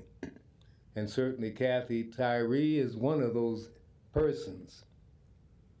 I want also to say, with due respect to another just recent development that's occurring just catty corner from that on the corner of 24th and Ames, the NOMA project, which was just been presented by the Omaha Planning City and the City Council. It's a good project, but here again, the city is backtracking. We have an iconic figure that made a significant impact in North Omaha. His name was Preston Love. And the city at that time indicated that they would venerate his activity and his proposals and so forth. And now we're taking it all away. One of the things that really begins gentrification in any area is to wipe away its significant history and cultural accomplishments of people. Omaha needs to bear the name, particularly that particular center needs to bear the name as the Kathy Tyree Center. Just as the Eugene Mall is named after our previous mayor, Robert Carey Bridge is named after a senator. We have, of course, the Buffett Foundation. There are many buildings and medical facilities named after him and stores and so on and so forth. I'm only saying this, it's great. And I'll conclude now by just saying this, because I don't want Vinny to cut me short again, but I will say this, it's significant. We need this in the community. Not only, although it does, one other downside, of course, is that it's often considered that the center that promotes it, the union, it has to be very sensitive to the needs of the community. And black theater has often been considered a unique and very different type of medium or art form, a cultural art form. So that has to be respected. And I'll conclude now before you ask me to sit down. I just wanted to say that black theater oftentimes is unique.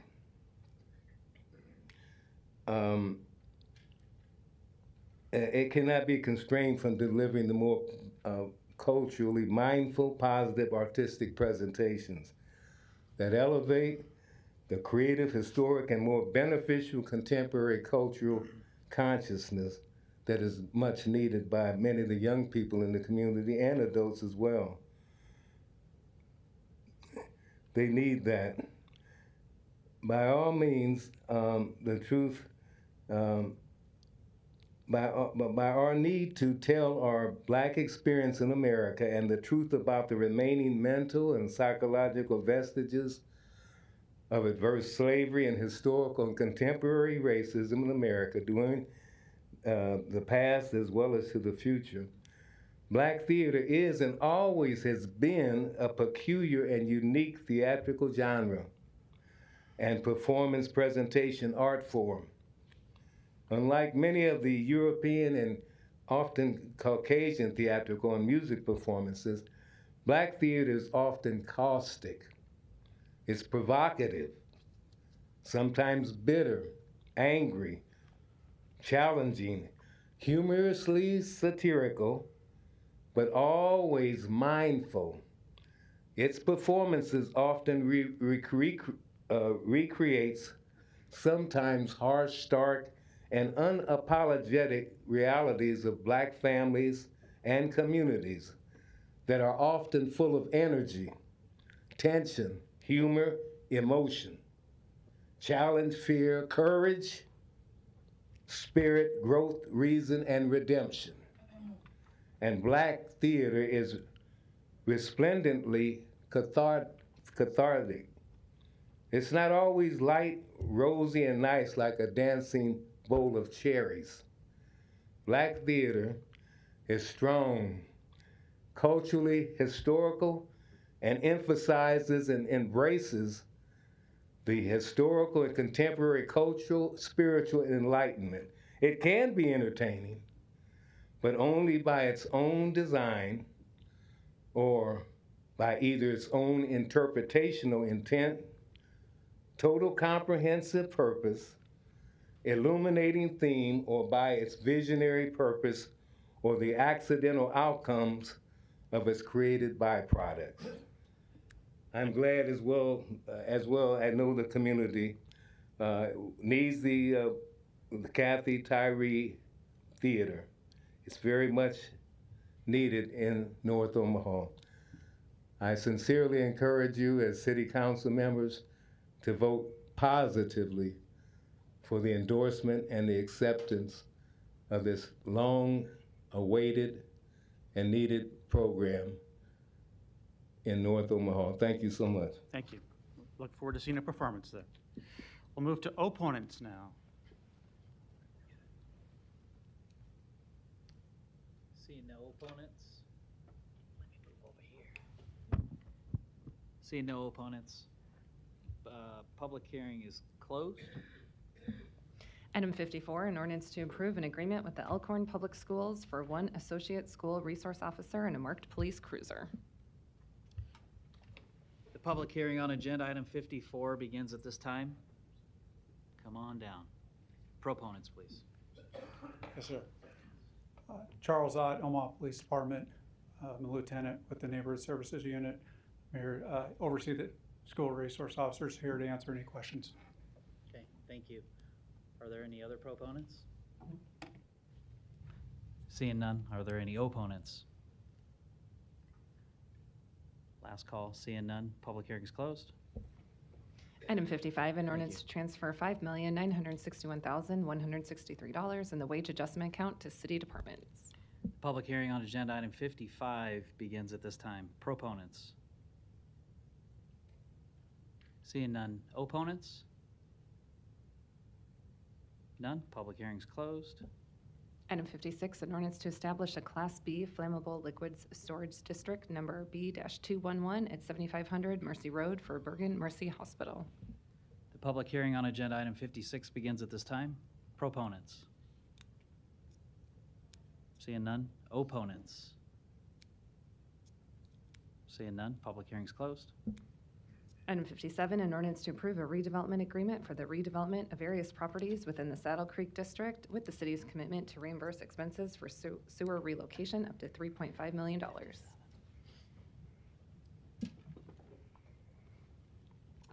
with proponents, please.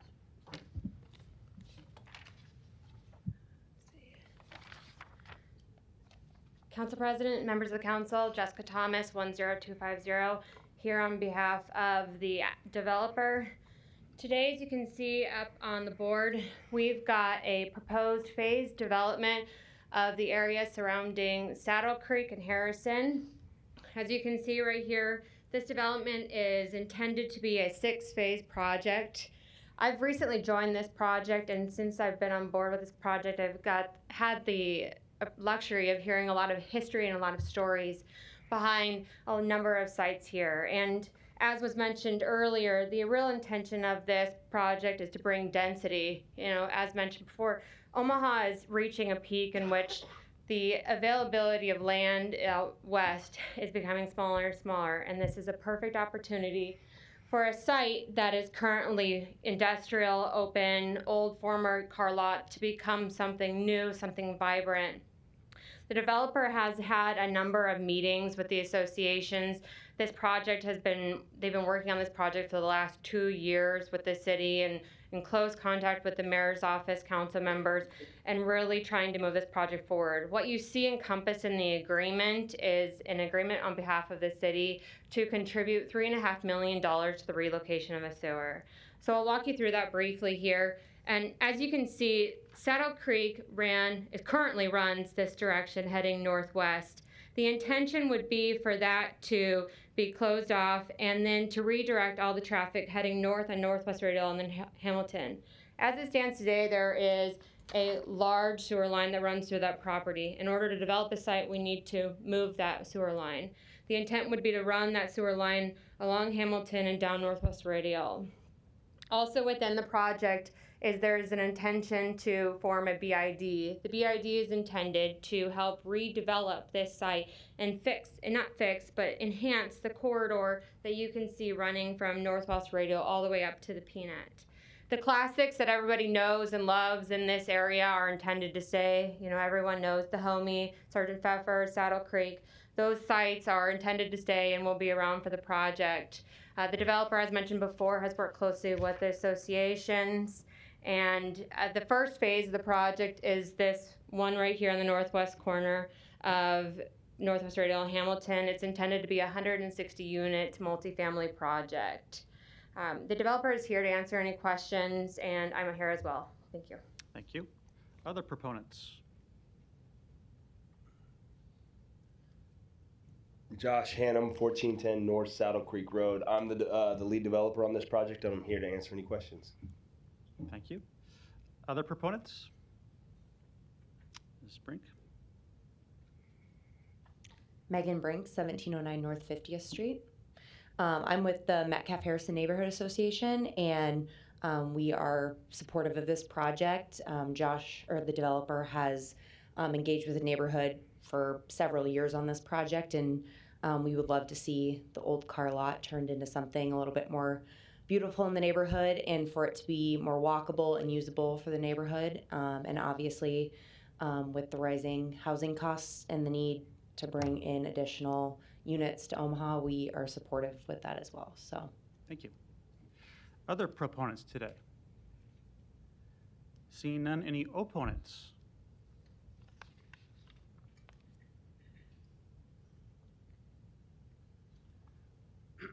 Thank you for leaving that up.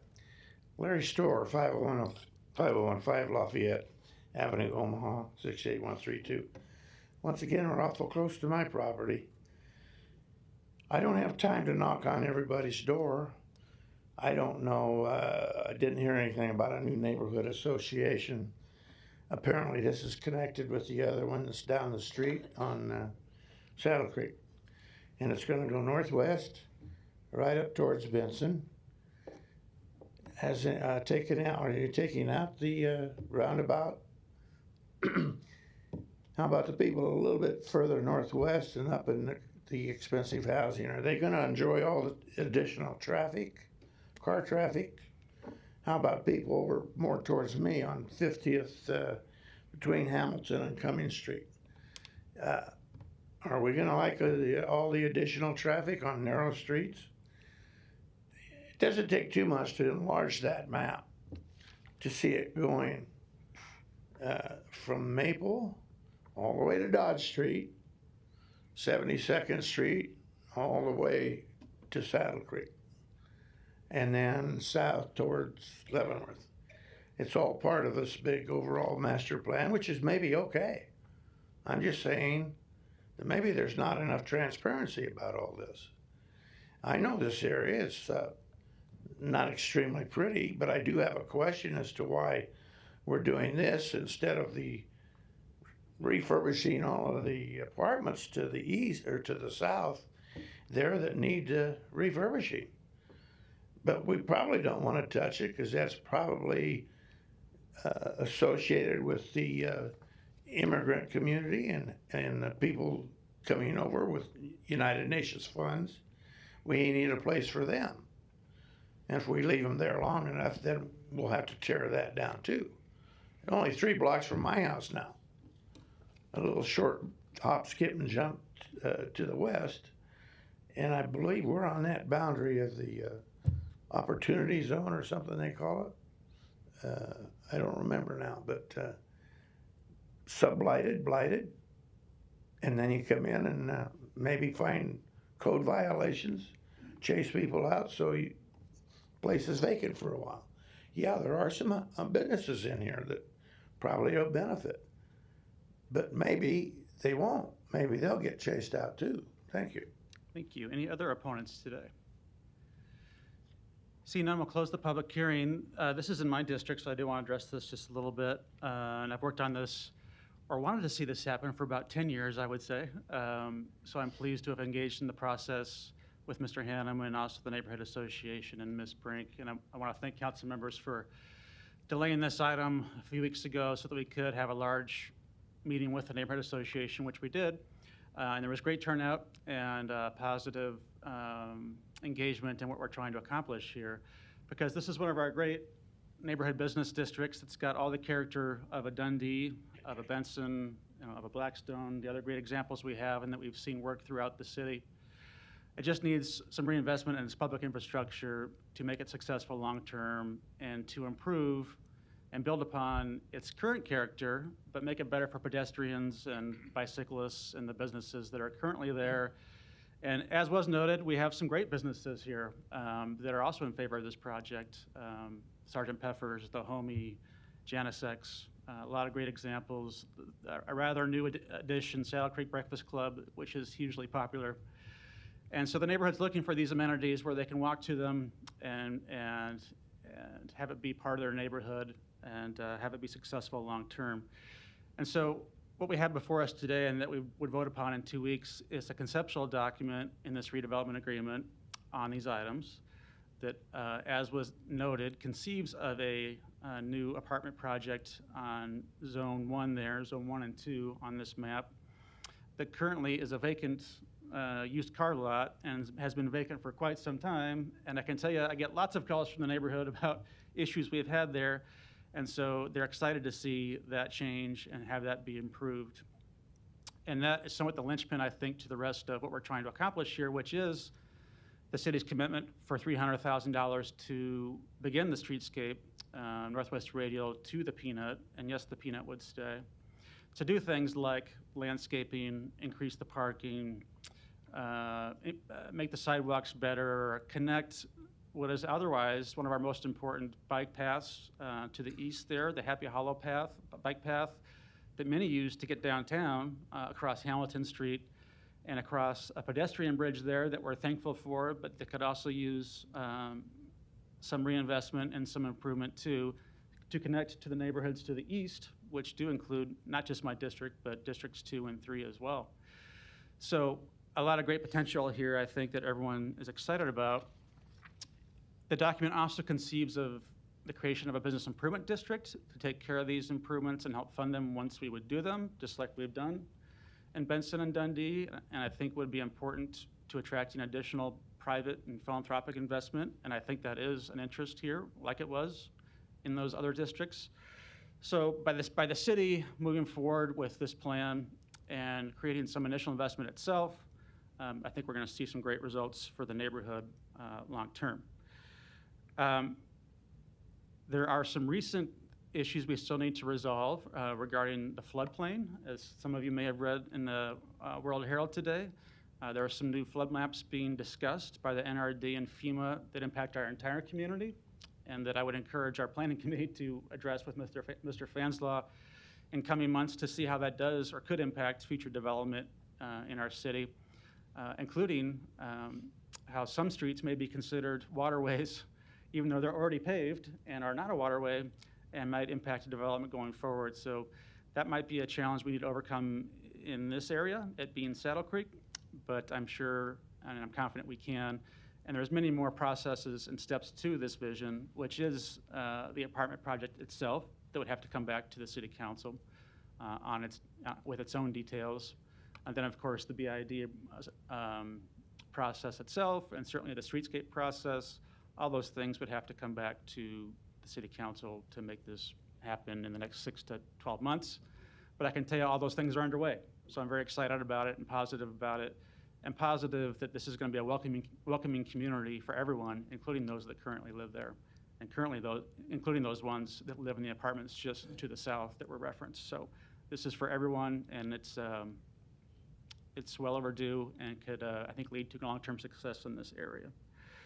The last comment I'd make is, I guess, for you, Mr. Curtis, or maybe Mr. Fanslaw. I look forward to continuing our work together on this. As you may recall, I adopted most of this project into the city's budget last year, and it was approved, but it was vetoed.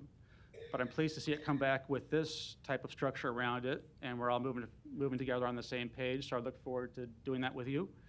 And because we're at this stage in June, prior to the next CIP being finalized, I would hope that what's conceived of in here, if it's approved, will then appear in this year's CIP as the document conceives. Would that be your understanding too? Dave Fanslow, City Planning. The CIP is still a work in progress, so I can't really say what projects are in or out yet, but everything's still being considered. And that's my point. We have good timing here because if we agree to this agreement says it will be in there. So, well, I guess I can't talk about the funding source because I don't know what funding source. Last year we talked about a funding source that wasn't quite ready for this area yet. And I disagree with that statement, but I guess what I'm saying is I'm giving you a softball here to say we can work this out together in that document because this is what the agreement says. If we approve this agreement, the city is obligated to do that. Okay. So, thank you. Sure. Having said that, I don't have any further remarks today, but obviously we'll be supporting this in a couple weeks as we work on the rest of these elements and would recognize Councilman Bailey. Thanks, Mr. President. Josh and Jessica, it's good to see you here today. I want to commend Council President Fesserson. I know you've been working on this, you said, for a long time, and you guys are local, and I've had the chance to meet with you on things going on in my district, and when I saw that you guys were involved in this one, it was mentioned earlier, Mr. Storr was sitting in the dental chair. Well, One-Eye Jack sits there right just west of Saddle Creek. My dad used to take my three brothers and I to get goody popped by the case. So I spent a lot of time in the dental chair because of going in where you're going to make this great development. So in Kelly's Bowling Alley and all the other places that Pete mentioned, it'll be a great project, and I'm glad you guys are on it because I know if I got questions besides talking to Council President Fesserson, I have your numbers and you're very available. And I know Pete said that you guys have done the outreach and had meetings with the community and the neighborhood folks. So if I got questions, you'll hear from me, but I wish you the best of luck because that really is a beautiful area and you're just going to amplify that even more. I wish you nothing but success. Thanks. Thank you. No further lights. Next item. Item 58, an ordinance to approve a redevelopment agreement with the Omaha Streetcar Authority for a streetcar. Public hearing on number 58 is today. Proponents, please. Mr. Anderson.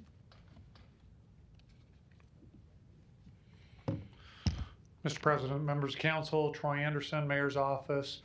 So I'm here to present to you the redevelopment agreement. I'm going to try to just provide a brief summary just to maybe tee up the public hearing today. So as a follow-up to City Council's approval of the Urban Core Housing and Mobility Redevelopment Plan back in March of this year, and in order to implement the parking and mobility strategy that was identified in that redevelopment plan, we're here today to present this redevelopment agreement between the City of Omaha and the Omaha Streetcar Authority. The redevelopment agreement broadly sets forth the obligations of the city and then the obligations of the Omaha Streetcar Authority. Under the obligations of the city is obligated to continue to take the necessary steps to prepare and issue bonds to fund construction of the streetcar system. Remember, in the event the city does issue and sell bonds in an amount sufficient to fund the streetcar system, that the bond documents will dictate how the funding is received and distributed for construction. The city is not responsible for or obligated to fund any expenses until the city issues a notice to proceed. That's really what then kicks in the obligation to begin to start funding and constructing the streetcar. Under the obligations of the city is also responsible for granting and using tax increment financing as set forth in the policies. There's an Exhibit F and an Exhibit G in the agreement. Exhibit F broadly are the TIF policies and procedures, specifically laying out the percentage contributions that are required. And then Exhibit G are the density and valuation benchmarks that the city will continue to use in in recommending and approving tax increment financing projects. So now the obligations of the Omaha Streetcar Authority. Upon receipt of a notice to proceed, the Omaha Streetcar Authority will then be responsible for construction, operation, and maintenance of the streetcar system, but OSA will not be responsible for construction operation unless and until a notice to proceed is received from the city. OSA would then have to continue to provide quarterly reports, including detailed financial accounting, and then upon completion of the construction would then have to be responsible to transfer and convey ownership of the system to the city. So remember, this is just the next step in the process, right? We went through the redevelopment plan. This is now the redevelopment agreement. Again, until there's a notice to proceed and until bonds are actually sold, we can issue bonds, but until bonds are actually sold and the funds are received, does this really commit either party? Do those steps really commit either party to building the streetcar? This just continues to build upon the momentum and the progress that we've made thus far. And so with that being said, I'll be more than happy to answer any questions. We do have representatives, the law department, finance department, to answer any other questions you may have. Thank you. Other proponents, please.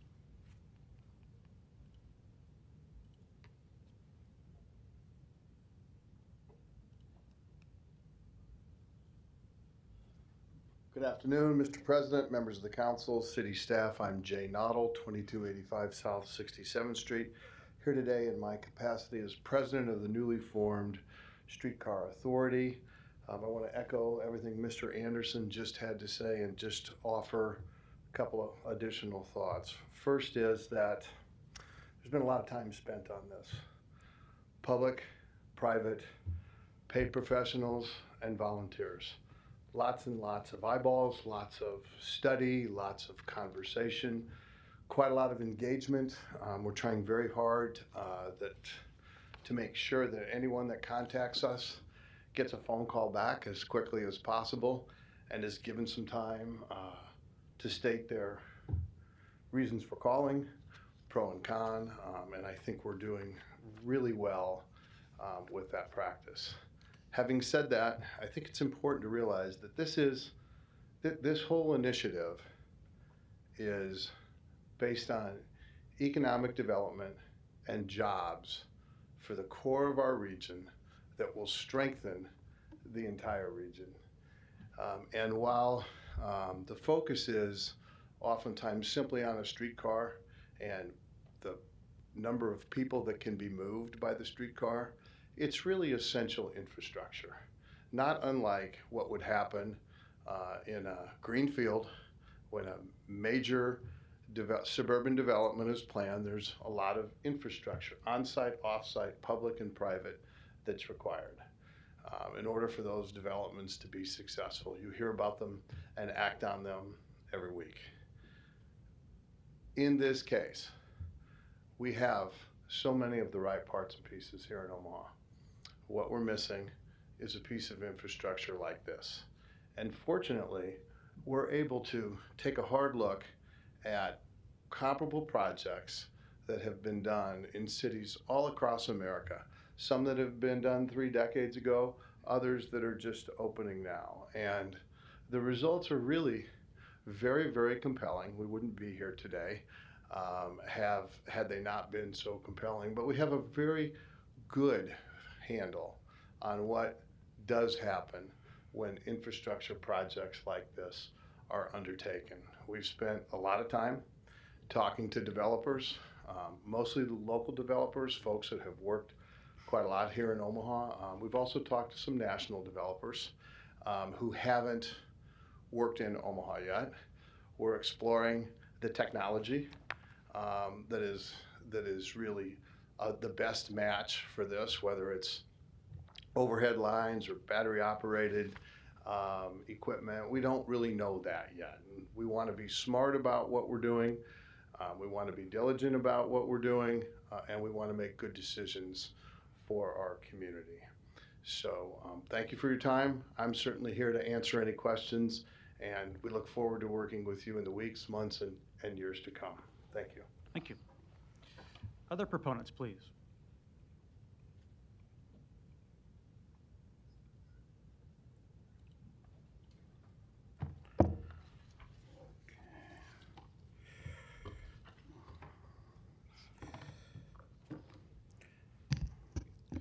Mr. President and members of the City Council, my name is Jason Lanahaw.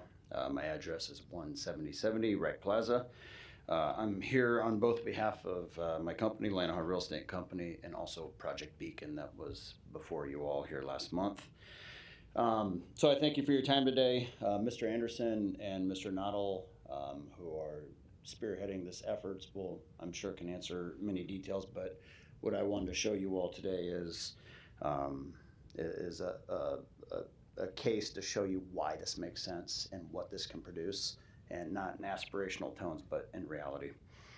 So Mr. Noddle mentioned that the streetcar is not only essential infrastructure, but I also think it is rocket fuel for our city, for the development within our community.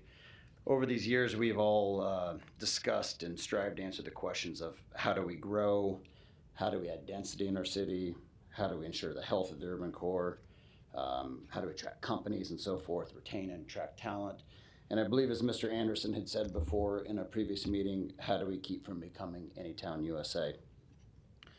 So these are obviously complicated questions, and the answers are multifaceted, but I believe the foundation to answering many of these are before us today, along with what we brought before you last month. So let's just take this down to a more practical level. The base premise is that a streetcar would serve as that rocket fuel for development. As I sit here and speak to you today, I'm pleased to present to you two major projects that will be spurred with the approval and the sale of the bonds of the streetcar, and these will be spurred in short order. So the first, which you have all seen before, is, let's see here, is a new downtown headquarters for Mutual of Omaha, a $600 million investment into our urban core. Beyond the dollars, it's also a symbol. It's a symbol in the region that Omaha is open for business. We're growing, we're ready to compete for the best and the brightest in the region. The reason the streetcar is important to us is that this project is just simply not feasible without this mode of transportation. In simple terms, we have 4,000 associates working in this building, and we have 2,200 parking stalls. In more aspirational terms, Mutual of Omaha is willing to commit this money to build an expensive building, to be a leader in the community because of the theory that it will attract and retain future talent. With that comes the streetcar and the need to attract that talent. So that's the first item. The second that will be spurred immediately with the streetcar is the redevelopment of their current campus. So in here is hundreds of millions of dollars of additional development.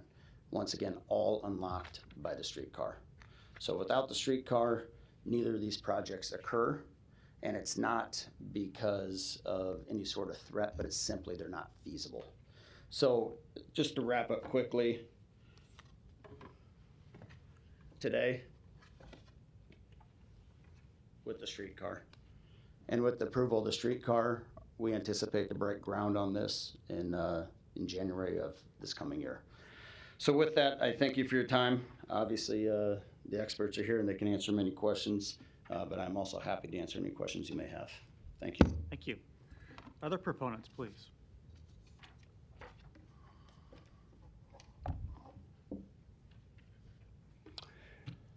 Good afternoon. My name is Scott Dobby, Executive Director of Omaha by Design, 618 South 11th Street. Thank you, Mr. Anderson, for laying out a summary of a very complex but important agreement before you all. This is exciting to be here speaking on behalf of Omaha by Design, of course.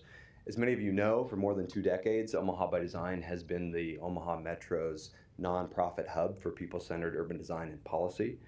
And throughout that time, we have both led and supported quite a number of efforts in the planning, zoning, transportation, design, and development spheres. And I think collectively these have definitely shaped our city for the better. Today, I'm here to enthusiastically lend our support for the streetcar redevelopment agreement that is before you.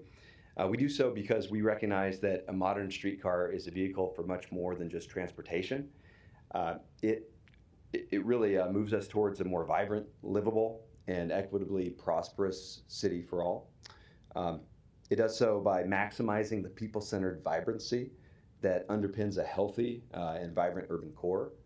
And a healthy urban core is crucial to the economic thriving and the quality of life to be found throughout the region. This means that everybody benefits regardless of where in the city they live or work. And, importantly, this plan contains a way to pay for it with just a share of the value that it creates for our society. Most simply, this is because a modern streetcar will transform underutilized land and surface parking into places for people, including thousands of units of much-needed housing and jobs.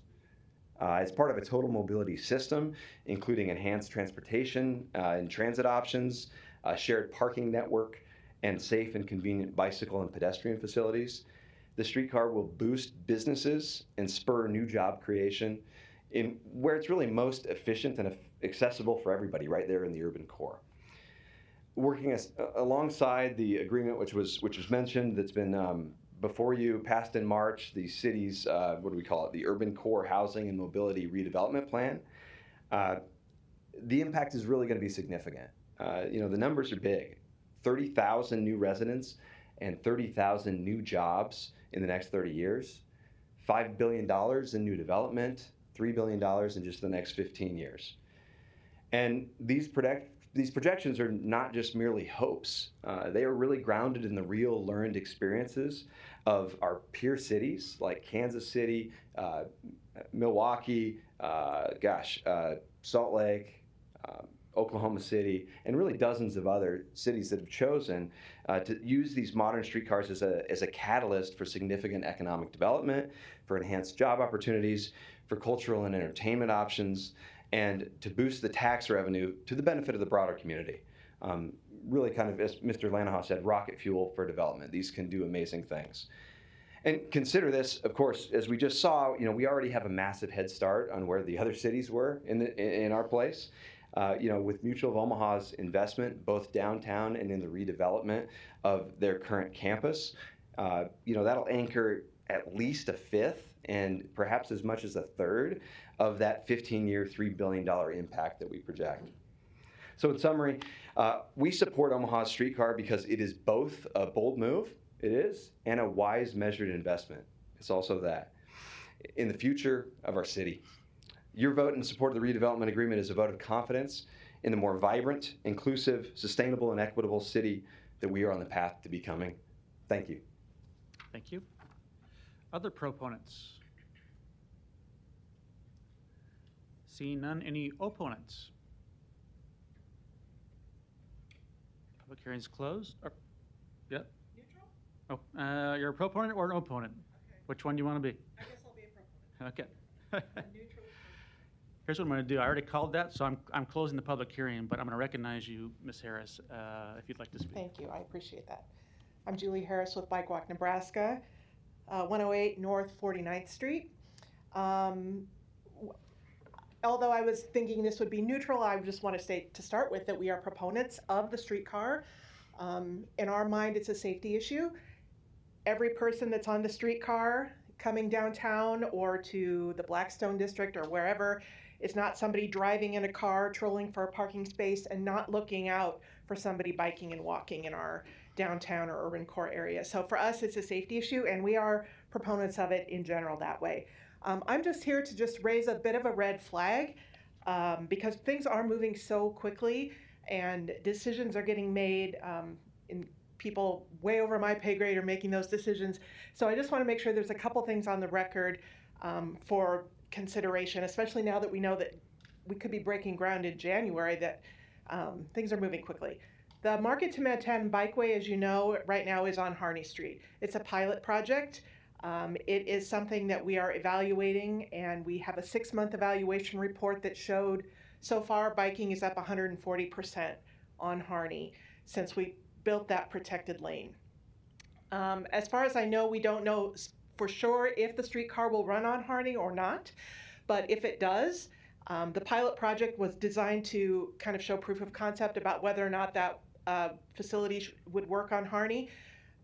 Both can fit on that corridor as I understand it, but I just want to make sure that as decisions get made and agreements get determined, that we don't lose sight of the anything that could preclude the Market to Midtown Bikeway from becoming a permanent piece of infrastructure in addition to the streetcar. I wanted to show you just a couple of pieces of data that we have so far in our evaluation. And we had this for 4 different intersections that Harney crosses. At Park Avenue, you can see here we have 3 lines that show the amount of bike traffic from from Farnham Street, St. Mary's Avenue, and Leavenworth. As you can see, it starts from May of 2021, goes through November. It comes down as the temperature comes down. That's what we would expect. And this is when we add Harney to that analysis. And you can see very clearly where we brought the Market to Midtown Bikeway online on Harney. People are choosing to shift their trips on bike over to Harney because it's a safer facility, and we know that's what gets more people biking. Here we are at 24th Street, same phenomenon. 20th and 17th. So we've seen it across the board from the full length of the bikeway. It's showing so far, although we haven't hit the final end point for our evaluation, all signs point to this being a huge success. So it will never be easier or cheaper to build the permanent bikeway than it would be to do it in conjunction with the streetcar. Trying to retrofit it back in after the streetcar is built will be way more costly, more of a headache, and political will. We all know it just wouldn't get approved, frankly. So the time to do it is now. We need to make sure that the agreements that are decided upon will include that part of the design. If there's funding that needs to be considered, we hope that's included. If we're going to spend this much for a streetcar, we should spend the remaining this much for the bike lane. It just makes sense to do it all at the same time. So that's just my minor red flag. My spidey senses went up when I heard that this was going to be on the agenda this week, and I just felt like we needed to make sure that was on the record. I'm happy to answer any questions that you have, and certainly can make the future evaluation results available to you as well. Thank you. So, Ms. Taylor, I might call you up on that item and a couple other things that I wanted to discuss, and then maybe we'll have some further engagement with Julie here in a minute. I think you're probably the right person to ask some of these questions. Go ahead and identify yourself, if you would. Good afternoon, Jennifer Taylor, City Law Department. Thank you. So, as was noted, this is a complicated document in a series of complicated documents, and there's lots of attachments to this document that outline what we're trying to do here in terms of the next step and as it applies to a streetcar. But primarily what this document does is it outlines the procedures and guidelines by which we would allocate or allow up to $356,400,000 in tax increment financing for those projects, right? Correct. I think I would say that what this does is it sets forth the framework with which we can support a bond issuance of that size. Yes. And it's done primarily with, I think it's 4 tranches of tax increment financing for, what might be considered just current properties in the district, existing redevelopment projects, and then 2 kinds of new redevelopment projects, depending upon where it's located. I think it's in the first 3 blocks or the 4th to 6th block. Right? Correct. So I know you've engaged some developers in that conversation because it's important to know how development would feel about that and how that might work. Do you want to talk about that meeting you had a little bit? Of course. What I would share with the council is what we shared distinctively with the developers, which is historically across every other community that's installed a streetcar, there has been a significant bump in the assessed value of properties immediately adjacent to the line. That's because that property becomes more valuable. You also have the ability to create more dense developments. So obviously you can place more value on a single property than you could otherwise. In general, that increase in assessed value is what the city looks to capture in order to repay the cost of installing the streetcar infrastructure. So what we explained to the development community is that the city is simply looking to allocate the additional tax revenues that come or that are yielded from that increased assessed value and use those funds to repay the amount of money that we will garner from bond sales to support the streetcar. So essentially, a property would have an assessed valuation that would increase by 20 or 25%. So that's going to yield an additional tax revenue that would not otherwise exist but for the streetcar. We're going to take that yield, that additional allocation of funds, and use that to repay the bonds that will support the construction of the streetcar. So in essence, what a developer will have is its ability or their ability to place their project or do their project just like they would otherwise. They'll still be able to capture a sufficient amount of tax revenues to cover the margins that they need. So we always underwrite projects, but that the additional yield that comes from the valuation that is directly related to the streetcar is what's going to be allocated to the bonds. Mm-hmm. And so we've never done this before in the city, so I think it's important just to kind of walk through this a little bit as to how we think it could work and to make sure folks understand how we think it could work. And that's the view of a developer. And so if you're a developer with a current project, this would not impact your current project, but it would extend your TIF note, right? You want to talk about that a little bit? Sure. If you currently have a project within the district that is subject to a tax or a redevelopment plan and a redevelopment agreement with the city, so you're currently having your taxes divided in order to repay the debt service on a note that has been approved by the city. In other words, you're currently subject to a TIF. This project or what we're doing here today won't have any impact on your current arrangement, your current agreement, and the current plan. What the city would then do is ideally, the increase in assessed valuation that would be attributed to your project will cause your project in likelihood to pay off a little faster than it would otherwise. So because that would pay off faster, the city would then capture what is on what we call the back end. So if your project now pays off in 10 years instead of 15, that additional 5 years would be allocated towards the streetcar, because the streetcar bump, the assessed value that comes from the streetcar infrastructure is what's causing that project to pay off early. And you don't otherwise know the difference. Yes. If you're developing a new project, and I think that was largely the conversation you had with this group I was talking about, it will impact your project. And in fact, critical to the whole thing working is that the city be disciplined about requiring a 25-year TIF and associated density. So talk about that a little bit and what the reaction to that was in terms of, do they still feel like that's doable? So that's what I was talking about a little bit earlier, which is essentially you will still be able to generate and service the note that you would be able to pay on that project to begin with, in the original project, without the streetcar. It's the additional yield that we're allocating towards the streetcar bonds. So for a new project, we're really trying to ensure that the developer stays in basically the same place they would be today, and that we are only capturing, or that we are intentionally capturing, the additional yield that comes from that that new assessed value that is created strictly by the streetcar. So for new projects, they can. There's a couple of different things that a couple of different ways they can go about that. In general, you'll have that increase in assessed value, but you also have the ability to create a more dense and larger project. So instead of having a 4 to 5 story building, you could have an 8 to 9 story building on the same parcel of land. So now you're actually allocating your acquisition costs for land across a project that is twice as big as it would have been otherwise, but your parking costs are actually still the same. So there's a couple of different ways that developers can actually maximize their ability to create these projects and still have that allocated yield, additional yield, to the streetcar bonds. Now take the perspective of a taxpayer. What's this mean to you? Well, as a taxpayer, it generally means that the project is being paid for with tax and financing revenues that are generated by the new development that only comes because of the streetcar. So essentially, the new development that the streetcar allows to occur along the corridor is what is being used to pay for the infrastructure itself.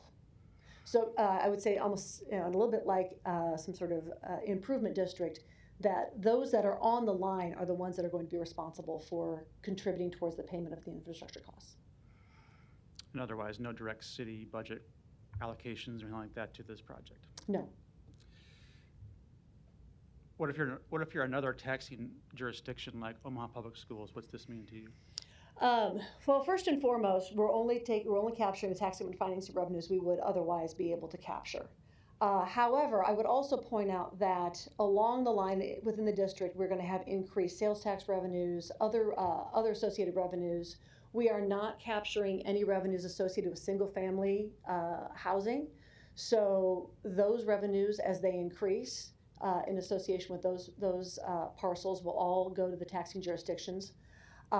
Projects that complete and come back onto the tax rolls in the next 4 to 5 years will all have that increased valuation all going to the taxing jurisdiction. So I think on balance, at the end of the day, all of those jurisdictions will benefit greatly, if not in the near term, definitely in the long term from this project.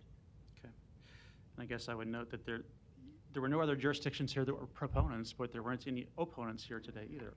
I know a number of the proponents, a number of the people that have worked on this project that were mentioned by Mr. Noddle have met with OPS and with the county, with various taxing jurisdictions. So we have tried to work with them as we've gone through this process. And as was noted I think by Mr. Anderson in the initial presentation, this redevelopment agreement to be voted on the 28th is not a go or a no-go for the streetcar. It does the things we just discussed, but there's still an off-ramp should things not come together as anticipated, or should the council have more questions. Approving this redevelopment agreement does not obligate us to a streetcar. That occurs presumably when we would approve bonds later this fall, the private placement bonds. That is correct. I would actually say that not only does this not obligate the city to issue or sell bonds, but it is a necessary step to get there, so that this does not obligate, approving this agreement does not obligate the city to issue bonds or build a streetcar. Not approving this agreement would be detrimental to that process. And you feel you have a deadline, though, in respect to that, right? Correct. Talk about that. We do have a deadline of issuing notices to divide of August 1st with the county. So in order to work with the county, we need to have this agreement in place. Also, we need to have these rules in place as we prepare the bond issuance so that we can give the assurances to the bondholders that our fiscal analysis is supported by binding obligations on the city. And that's to capture presumably the value that just occurred by the function of having this conversation. Correct. And this may be a question for you, or maybe it might be for Mr. Curtis. We talked about this in our Finance Committee meeting today. A really important part of this for me, and I think probably for others, is the study we allocated or approved with MuniCap to come back and check on the presumptive development we built into this model, the tax increment financing models we just discussed, and also the likelihood that would be well received by private bond hold purchasers, right? Correct. And we have maybe some initial results back, or at least a conversation back that I don't know if Mr. Curtis is prepared to discuss. I'll give you that opportunity if you are. Steve Curtis, City Finance. Everything I know, Jennifer Taylor also knows. We did actually have a conversation with them last night and this morning as well. And their initial, without giving us any documentation, their initial response was, yeah, we're kind of seeing what you see. They're still doing an extremely deep dive, but their indication was, yeah, we see what you're seeing. We understand how this works. They're going to have a very detailed model that goes along with it. And we've suggested to them a number of times we need it sooner as opposed to later. Yes, and that's my kind of point in raising this issue, is that for me, although this redevelopment agreement there's still off-ramps and may not be the go or no-go on the streetcar decision, I want to have that analysis before we approve this on June 28th. Is that reasonable? I understand that that's the desire, and it's my understanding from talking to MuniCap that they should have at least an initial model that would be available for the council to review before the 28th. It may not be a final and perfected model, and it may not be what is 100% verbatim incorporated into the bond issuance documents, but it would be a verified model that would support the fiscal analysis that HDR has done and that we believe works to support construction of the streetcar. Good. That would be important. I'm also anxious to get the parking division financial analysis as it applies to the annual operations. And I realize that's a bit out of this document, but it is conceived of in the various attachments and the partner that would be the transit authority. How far out do you think we're from that? I don't want to speak for Mr. Smith, but I do believe he is working on that as well. That would also be, I'd also prefer to have that information of some kind before the 20th. And then just a couple more questions, and I think there's some other lights on. The partner here, so the Streetcar Authority, the document says, could not proceed with any of these obligations unless the city provides a notice to proceed at some point. Who does that, and how would that occur? And does that come to the city council at some point? The notice to proceed would come from the city. I would envision that would go along with any sort of bond issuance and sale document, so that if we were to approve a set of bond documents, then upon sale of a sufficient amount of bonds, we would then be obligated to issue the notice to proceed. So in the timeline that's been discussed, that occurs after the bond issue? That would occur after the bond issuance, or actually after the bond, I would say, in a nod to Mr. Curtis, we can issue bonds, but what we actually need to do is sell them. So it would occur after the sale of a sufficient amount of bonds. And that comes, is that administrative, or does that come to the council, or? I would include that as part of the bond issuance documents, so that if we were to say, and in theory, what I would imagine or I would foresee is that as part of the approval of the bond issuance, if we were to sell a sufficient amount, that would require us to issue the notice to proceed. Okay. So it'd be administrative at that point? It would be, but it would be part of the bond documents. Then conversely, there's also discussion in this document about the ability to terminate if we found that the requisite funding was unavailable. Correct. How does that occur? Well, by provision of this document, if we do not issue a notice to proceed and the funding is not available, the provisions of this document we automatically terminate. We would then have to go through the process of probably dissolving the Streetcar Authority under the terms of the interlocal agreement. And who would initiate that? I would have to look at the interlocal agreement, but the interlocal agreement spells out specifically how it's terminated. Okay. And then let's talk about the TIF fund a little bit, which will get me to Ms. Harris's question. So the $356 million, of course, would be designed to construct the streetcar, and that's would be the top, obviously, priority in this mix should this proceed. But it's also been part of the initial announcement that we were talking about affordable housing too, that could be funded out of that TIF separated fund, and maybe some other infrastructure like two-way streets, and I would think some other infrastructure like bike lanes would be in that mix as well. Has that been a conversation with Bike Walk Nebraska or anybody else at this point?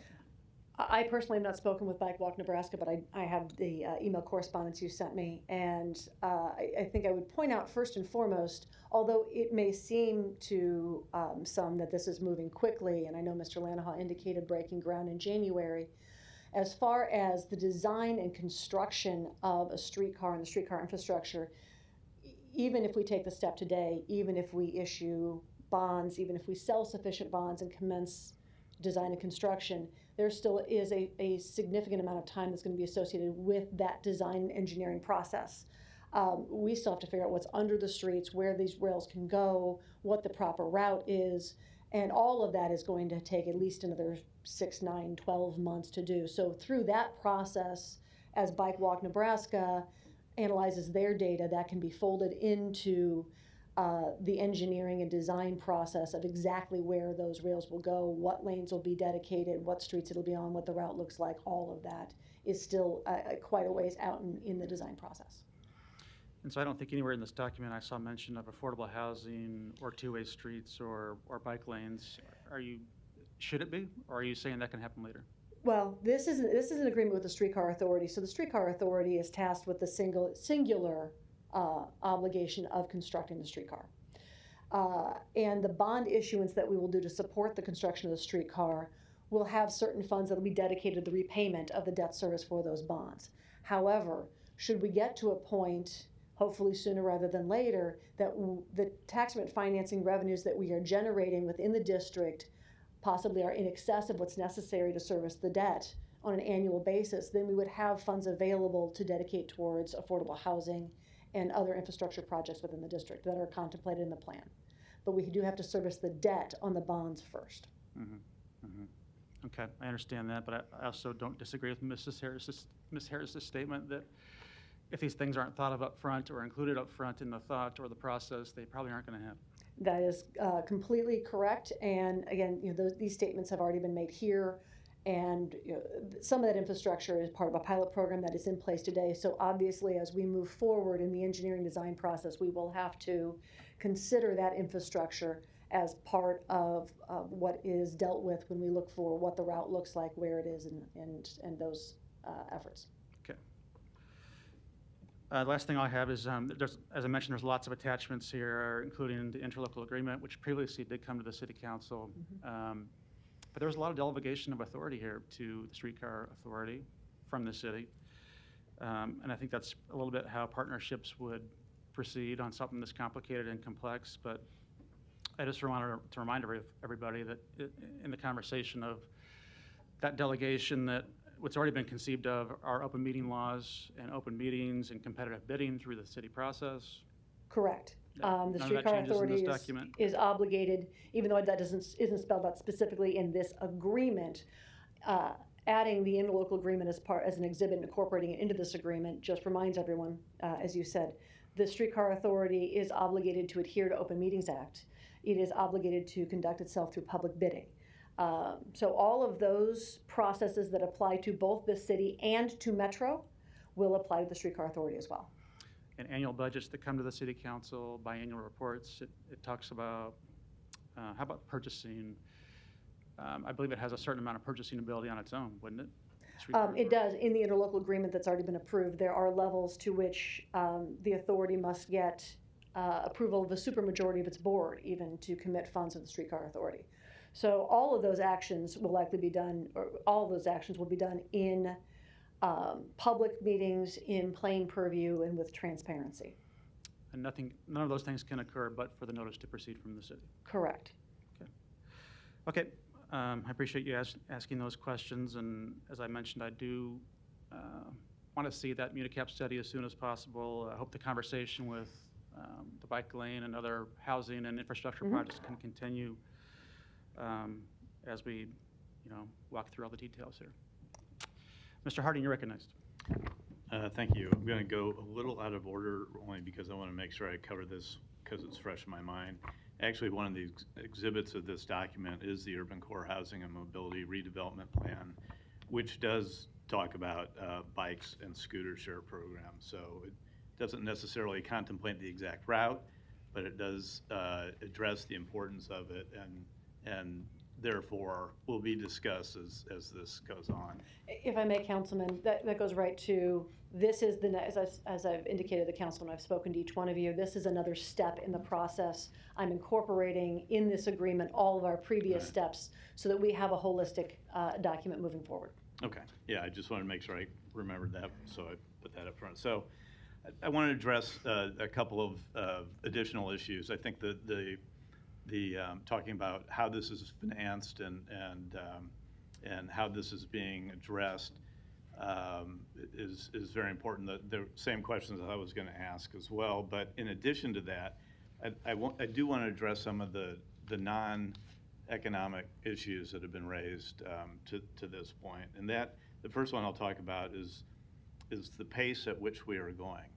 I know there are some who've said we're going too fast on this, but I want to remind people that even though we are on a quick pace, we're being thoughtful and thorough about what we're considering, and that the information that as soon as you're getting it is shared with us, which I know you're doing. But it's also, it's our fiduciary responsibility as, going through these the explanations of how this is being financed. It's our fiduciary responsibility to the taxpayer and the citizens of Omaha that we are asking those. But at the same time, I think it's our responsibility that we need to be planning for the city's future. And I actually, my finger came out of where my comments were. I wanted to pick up on something that Scott Doby said, and I love the phrase. It was that this is a bold move, but a wise, measured, and I love the word in there, Scott, measured investment. So we need to make sure that we're positioning Omaha so that we can be successful in the future. And again, back to this pace. I think it's incumbent upon all of us elected officials who sit here today to make sure that we keep up with the pace. Because as you said, Ms. Taylor, if we don't pass this at this point, it would be detrimental to the project. But at the same time, as Council President Festerson brought up, and as we've all discussed before, we do have jumping off points, if you will. But we don't necessarily have those jumping off points if we stop it in its tracks today. So I think the steps we're taking, albeit maybe some view as fast, are not thorough. We are being thorough and thoughtful in the process. The other thing that's one of the other points that's been brought up is also the independent review of the scheme, and I don't mean that in a negative way, but the way in which this is being contemplated to be financed. We are, and that there was an article in the local paper not long ago about a gentleman who had raised some issues about just exactly that. And I found it interesting that it took about halfway into the article before it was talked about that, or it was acknowledged that the city is already in the process of doing that, and that's what MuniCap is. And I'll maybe, I know you talked a little bit about MuniCap, but maybe I'll give you a little opportunity here to talk about what MuniCap was hired to do. And I know we've talked about what the expectation is of a report, but I'll let you talk a little bit about MuniCap and their role in this. Sure. So MuniCap was engaged to do an independent, what I would say is fiscal analysis of our financing plan. It was shared with us by our bond underwriters that if we wanted to sell tax increment financing revenue bonds or private placement bonds like we've contemplated, that we needed to have an independent third-party analysis essentially validate our assumptions, so that we couldn't go to the bond market and say, here you go, this is our plan, and this is how it's going to work. And by the way, trust us, that there's going to be somebody else out there who can look at our plan, look at our financial program or scheme, and say, this is actually based on valid assumptions, that we have looked at the background data, and that the background data and the plan supports the actual long-term 30-year income stream that would be necessary to repay those bonds. Those bondholders are going to want to have something that they can hold on to, read, and becomes part of the issuing documents upon which they can rely. That is what MuniCap has been engaged to provide for us, which is that third-party independent analysis. In talking with them over the last several weeks, we have provided them an extensive amount of information, which we've shared with the council as well. And that includes detailed parcel information on every single parcel within the district. So they have all of that information. They also have the information that we have shared with the council as to how we perceive or how we intend to administer tax increment financing through the guidelines that we've put in this document, as well as those minimum valuation and density programs that are included in your document as well. So MuniCap has actually taken all of that information, analyzed the district parcel by parcel with current valuations, projected valuations, what's reasonable, what's not, also phased in that development over the course of the next several years, and then scheduled out 30 years of bond revenues that would come from that development and what would be available then for us to pay back bonds. And that is the detailed schedule that they have shown us the last several days to make sure that we understand and agree with the assumptions and the metrics they've used to create those schedules, and that those schedules are in fact comport with what we have done. And I believe from what I have seen from them, it does a very good job of diving into the background data and producing the schedules that I think will support what we're doing. So the brief 2 minutes that you just explained that, I think is further evidence of the depth, the thoughtfulness, the thoroughness that we are going through. And that's only one component of what we're talking about here. Correct. So I hope that helps assure those who are watching us to make sure that we are going through those steps. I wanted, and then, so you mentioned too that would be part of what the issue, part of the issuance of the bonds that would be let or would be marketed. And that, obviously, if there's a negative recommendation, I doubt we go out to issue any bonds, and that, therefore, we can still get off on before the point of no return, at no expense to the city. But if we do, having that positive, okay, with some expense to the city, having that opinion associated with the issuance obviously gives investors a better comfort level when looking at that issuance as a potential investment. I would say without that opinion, we would not sell any bonds. Right. So. I would agree. I would defer to Mr. Curtis, but I believe that's my understanding. I don't think, you don't even, Mr. Curtis, I think we know the answer. I want to go back just a couple more points on the housing and mobility redevelopment plan, which is part of this document, because I think it goes a lot to the goals of what we're trying to accomplish here. And some of those goals include what's called urban form, which is reclaiming land so that we can have other development to create, those seamless active corridors, which this will connect certainly Project Next and UNMC and the Blackstone and Midtown to our downtown.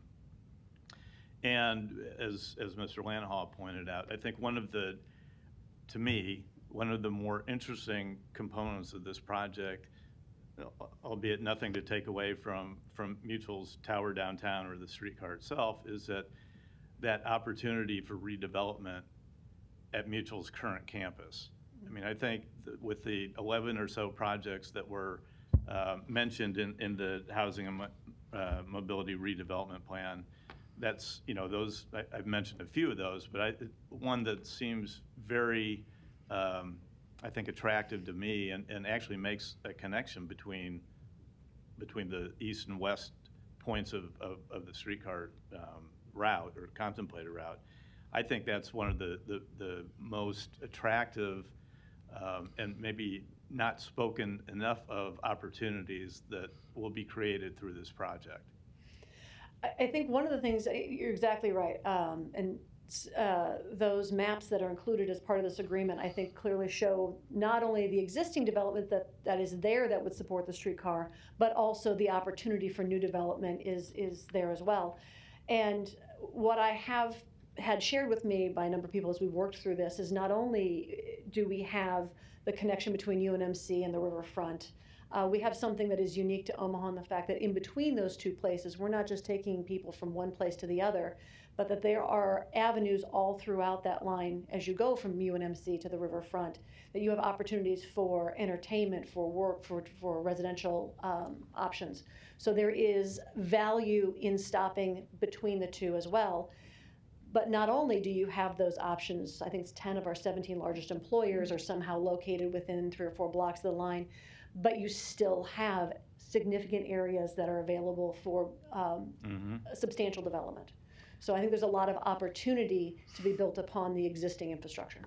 And not that we might benefit, at least financially, directly. It also is contemplated that there will be a connection to our neighbors across the river in Council Bluffs too. There's a lot of again, opportunity here. This is, part of the housing and mobility plan. Exactly. The other two goals I wanted to touch on, I briefly did at the beginning, was the total mobility system, which this is. It not only contemplates the streetcar, but the other forms of mobility that we can, whether it's vehicular, non-vehicular, pedestrian, those are all part of the plan.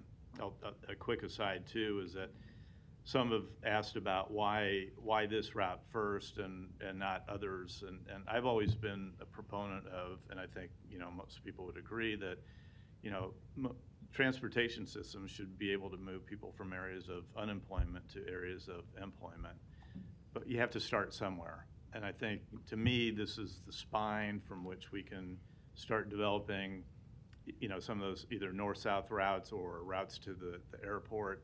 But you have to, this has to be that base or that spine to be able to build off of, in my opinion. The last thing I'll talk about, and we've talked a little bit about this on other issues today too, is increasing density. And certainly, and you touched on it as well too, as you talked about the valuation, is that, you know, we may not have, you know, the amount of ground between points A and B is finite, but the ability to make those dense, each one of those different parcels more dense, is where some of those opportunities for increasing our valuation come in play and help in the financing of the system. I would add, to quote generally Mr. Jensen, we can't park our way to greater growth. I would agree with Mr. Jensen, who's blessed us with his presence in the back today. Thanks for being here, Steve. Again, I'll just conclude today by saying that, to reiterate that, yes, we are on a fast pace, but that's what we were elected to do too, is to sit here, analyze the information, be able to react to it so that we can continue to grow our city. Thank you. Mr. Begley, you're recognized. Thanks, Mr. President. I don't know if Councilmember Harding snuck into my office and was jumping on my notes here, but I might echo a few things that he mentioned that he eloquently put. And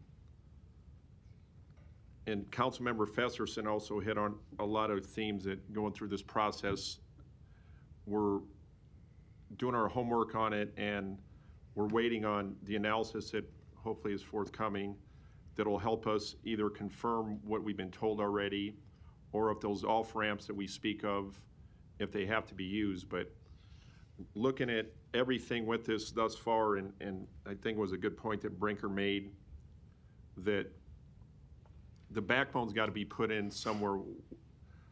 The mobility system that we're talking about here to move people around, and the anchors of Mutual of Omaha moving to where they're going downtown, and the Med Center, which is growing, Project Next, if that comes online, which we're all hoping it does, I don't know what the figure is today, $3.5 billion, maybe 9,500 permanent jobs, maybe 40,000 to construct it. Everywhere in between those two lines, the developments that'll happen amongst that corridor of the city, it's an incredible future for Omaha if we get there. And again, having the conversation with my colleagues on this, a lot of questions have been asked. We've got answers on many. And again, from now to 2 weeks when our next meeting happens, I'm looking forward to getting the rest of that information to further analyze it. I know, Jen, if you want to take a break, I'll call Jay up and put him in the hot seat for a second. Stand close by, though.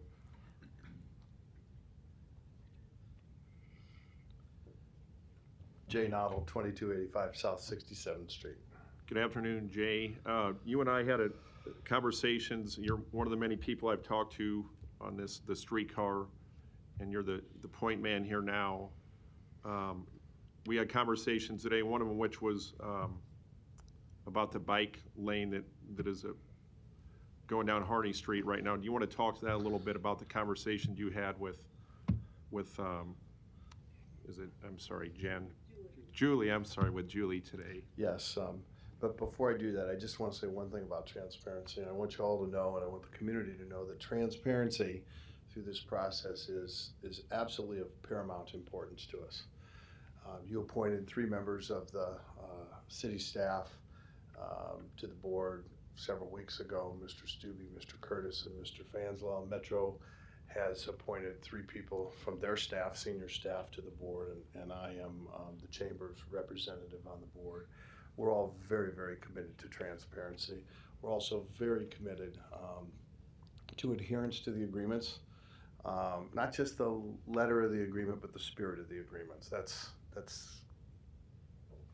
woven through the fabric of all of this. We have one chance to do this, and we need to do it right. And in that spirit of transparency, I did have a meeting yesterday with Ms. Harris, and in that meeting, she expressed the same kinds of concerns and thoughts, almost verbatim, that she mentioned here today. And I was able to tell her that we haven't started the design. And one of the things that was said earlier about the responsibilities of the Omaha Streetcar Authority, one of the things that wasn't included is we're also responsible to oversee, to the extent we're qualified, the design. So it's not just the construction, it's the design that leads to the construction as well. So with respect to the bike lanes, we all know it's a pilot. The early returns are that it's successful within the boundaries of a pilot. Bikes are a very important form of transportation in any community or region's urban core. Certainly an important component throughout the entire region, but even more so in the core, as is a streetcar or similar type of public transportation system. The two need to work together. And to the extent that the pilot is successful in the eyes of those who are most qualified to make that determination, we're going to make sure that the streetcar doesn't bump the bikes. Now, whether they can all fit, and I was trying to be very clear about this yesterday, whether they all fit in the same right-of-way or not, we don't know yet. We don't know what's underground in those rights-of-way. And I think both Troy and Jennifer mentioned that. Our first thing we need to do is figure out if what we believe is down there under the roads and sidewalks is really there, and maybe of equal importance if it's where we think it is. Then we'll start to work through all of that. So if you assume that the pilot's successful to the extent that it wants to be permanent, maybe added to or planned for future additions, then we got to make sure that we understand that and that it is incorporated into the design. There should be ample dollars there to do that. I don't see that as an additional expense, incorporating that into the overall bike paths, into the overall design. Exactly where they go, we don't know. We don't even know which side of the street the streetcar is going to be on yet. So until some of those questions are answered, we can't fully address the bike issue, other than to say we believe they go together to the extent the pilot is successful and there's a green light to go forward, and we'll make sure that that happens. Thanks, Jay. Another conversation we had, Mr. Curtis, if you could take a couple questions, please. Today, you and I were in a meeting with the mayor and others talking about the ARPA funds, and the reason I want to tie that in, we had talked about the money coming for affordable housing. Can you confirm, was it a $60 million figure? It is, as contemplated, it's 20 million from our ARPA funds. It would be 20 million from philanthropy, and there's an additional 20 million that we are fairly certain that we can get through a HUD loan program. Okay, and 20 million of that will be managed by Front Porch, is that correct? We're anticipating all of it will be managed by Front Porch. Okay. Thanks, Mr. Curtis. The reason I brought that up, because of the project we got before us today, I want people out there listening to know that the affordable housing issue that's before us for not only Omaha, but the country and the world for that matter, that is something we're not taking our eye off of the ball in respect to that. I know Council President Fesserson, you had mentioned it earlier in your comments as well. So the great potential we have here with the streetcar, with the economic impact it'll have on creating jobs and being able to move people around in the urban core, affordable housing is something that I know many on the council, if not all of us, we won't lose sight of that. So I just want to make sure people understand that. Thank you. Thank you. No further lights. Next item. Item 59, an ordinance to approve a forbearance agreement in relation to the sublease and purchase agreement for the Omaha Hilton Hotel. The public hearing on item number 59 is today. Proponents, please. Ms. Taylor, I think that's you again. Jennifer Taylor, City Law Department. I'm just available to answer any questions if the council has any. Thank you. Any other proponents? Seeing none, any opponents? Public hearing's closed. Ms. Taylor, I would just like to engage you for a minute. I don't want to prolong the meeting, but we have had a lot of very substantive issues today, as we have over the last several months. And we just had a pretty complex discussion about a complicated financing mechanism. And when you talk about complicated financing mechanisms, there weren't too many more that were more complicated than the Convention Center Arena and then the Convention Center Hotel, which is what this is on item number 59. So I just wanted to have a short conversation with you on the record about this too. So as it applies to the Hilton Hotel downtown, which is front and center this week, the city owns, but it's transitioning ownership to a private entity, right? Correct. The City Council approved in 2018 a sublease and purchase agreement with an entity that essentially operates the hotel as a lessee, but the city still owns the physical property and acts as landlord. And that's a long-term transition over how many years? I think we still have 30 years. Which is the life of the bonds, approximately, yeah. And so it's still I'm the going to intention. play finance director today. Yeah, you guys have had a mind meld recently. It's still the city's intention to transition that ownership. We don't desire to have it back, correct? Correct. I would think I would agree with that notion. And so at first was a little bit concerned when I saw the obligations of the private entity were falling behind in terms of what they're required to do under that agreement to make that happen. But as you explained at pre-council today, what we have before us essentially allows them more time to make the capital improvements that they're obligated to make in that agreement, and therefore keep our hotel, I think it's a 5-star hotel, well into the future, which has fallen behind recently, but I think the reason is mostly due to COVID and some financial pressures. So instead of possibly exercising any rights or opportunities we would have in default under the existing agreements that would allow us to attempt to take back the hotel, what we've done here is put together a framework that allows the lessee to acquire the necessary funds to do the upgrades that are required under the agreement. It still requires the city to have significant oversight in making sure that those improvements are done in accordance with the plans, on time, on budget, all of that. So all of the expenses that are done associated with this, the city staff will have oversight over those as well. But it allows them to continue with the process that we set forth in 2018 under the sublease and purchase agreement. Which is essentially a full-scale renovation by 2023 of the rooms. Correct. They have already ordered all the case goods for the 588 guest rooms and are moving forward on finalizing the plans and the ordering of the materials for all the suites. In time for the next College World Series. Yes. All right. And so COVID notwithstanding, we feel they've been on track to meet those obligations, occupancy rates, maintenance, annual operations, all those things. The current lessee works very hard and keeps a good eye on the management. Also, Hilton Hotel itself is significantly involved in the management of the hotel, and the city staff still, like I said, is regularly involved in getting financials and occupancy reports and other information related to the hotel. So, yes, they're continuing to work and uphold most of their obligations. And I recall one of the big risks at the time was, there were so many different tranches of bonds involved in the financing of that, and the endless need to renovate and update its physical plant was daunting to a city. I think we were one of the first cities in the country to own a hotel, so it was very prospective in that. And we were also one of the first cities to find a way to divest itself of its hotel. Yes.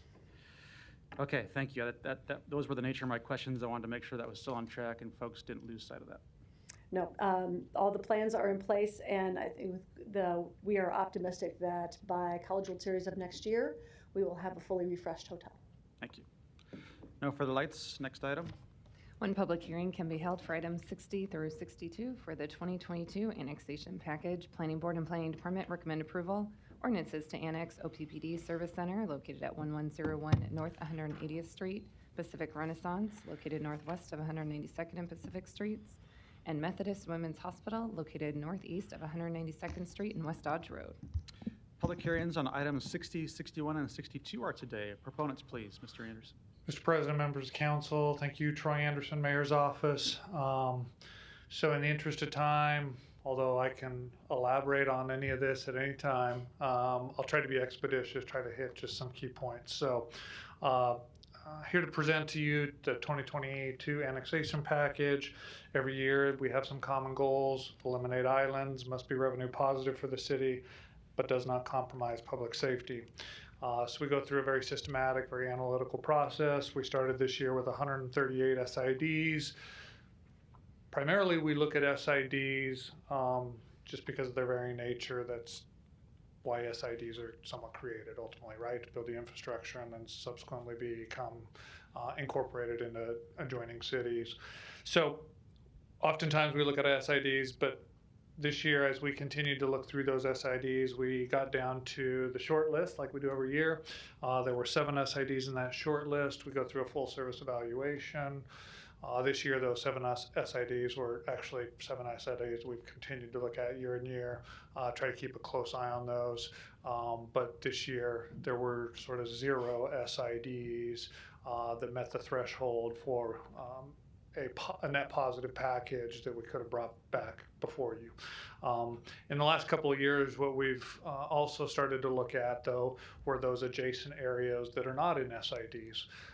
In fact, last year in particular, we came across a property that was not part of an SID. It was developed outside of that vehicle, and so what we came to realize was there were a number of these adjacent areas that were not SIDs that have positive revenue generation through ad valorem property taxes that we're providing essential city services to. So as we continue to expand our look at those adjacent areas, this year we identified 3 adjacent areas that we're proposing for annexation. The first one I'll highlight. Combined, these 3 adjacent areas total 196 acres of land. The first one is Methodist Women's Hospital.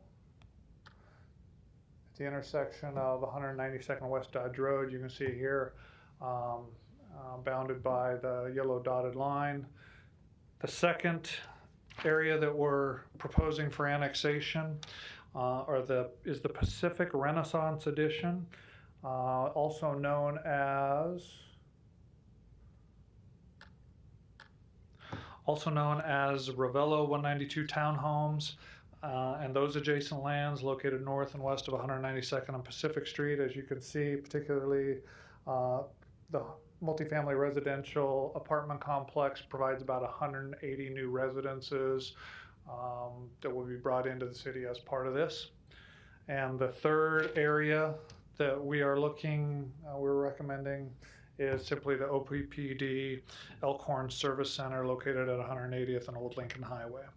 So as we continue to look through areas that we propose for annexation, we continually look at the population, we look at debt service, we look at revenues, et cetera.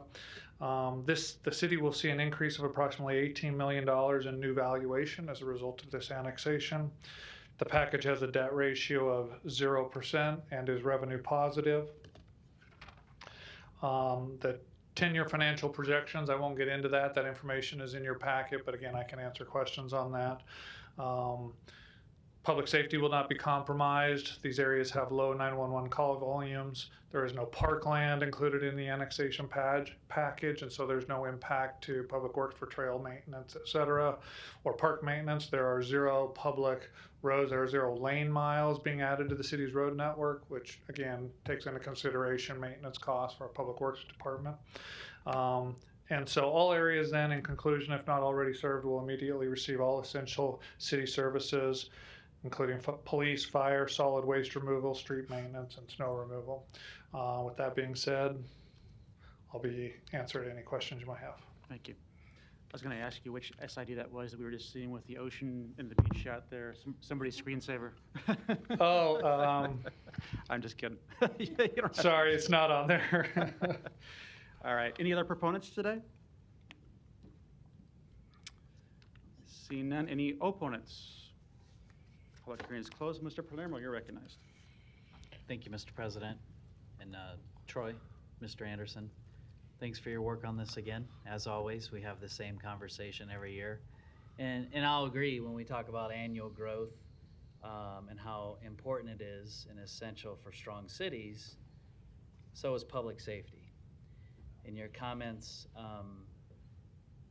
when you said it wouldn't compromise public safety, we're going to disagree on that. I know, it's just you and I. Like, nobody else is here. Well, Everybody's I gone. talked to one of the police department. There was supposed to be somebody here to answer your questions as a follow-up to pre-council, but I guess it it's is you running now. late. So It's you now. You've been deputized. Yeah.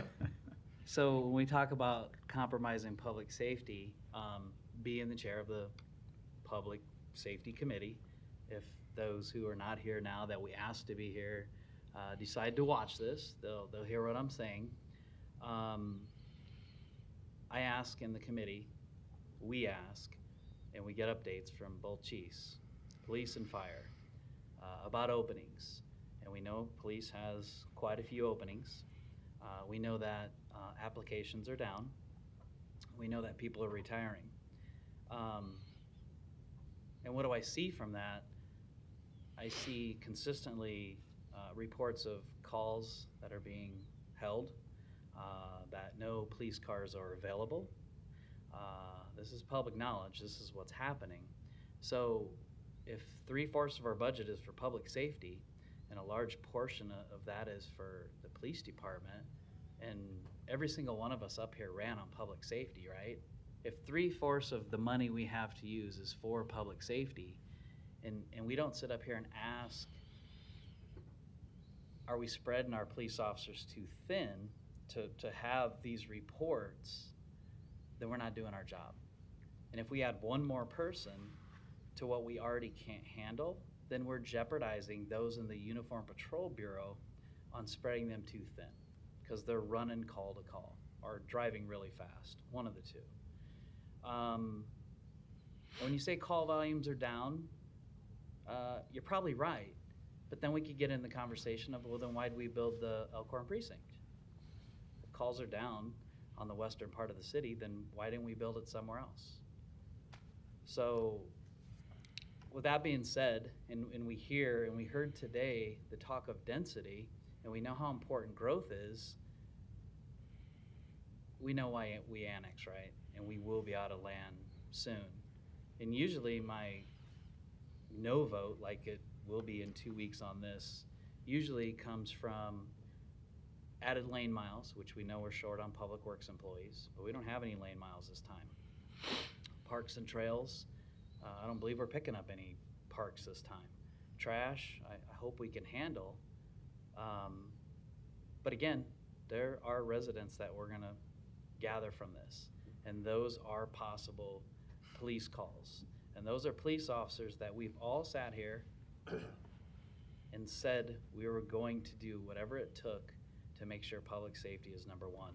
So I would disagree. I think public safety is being compromised by any annexation package that's brought before us when we cannot take care of what we have now within the city of Omaha. So with that being said, I'm going to keep it as short as that too. Thank you, Mr. Anderson. Thank you, Mr. President. Thank you. No further lights. Next item.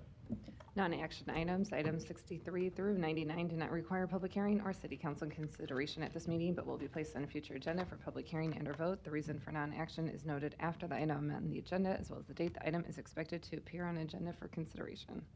Is there a motion to adjourn? Motion to adjourn. Second, roll call. Bagley. Aye. Harding.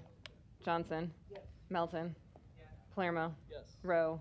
Mr. President. Yes. Motion passed 7-0. Meeting is adjourned at 5:13.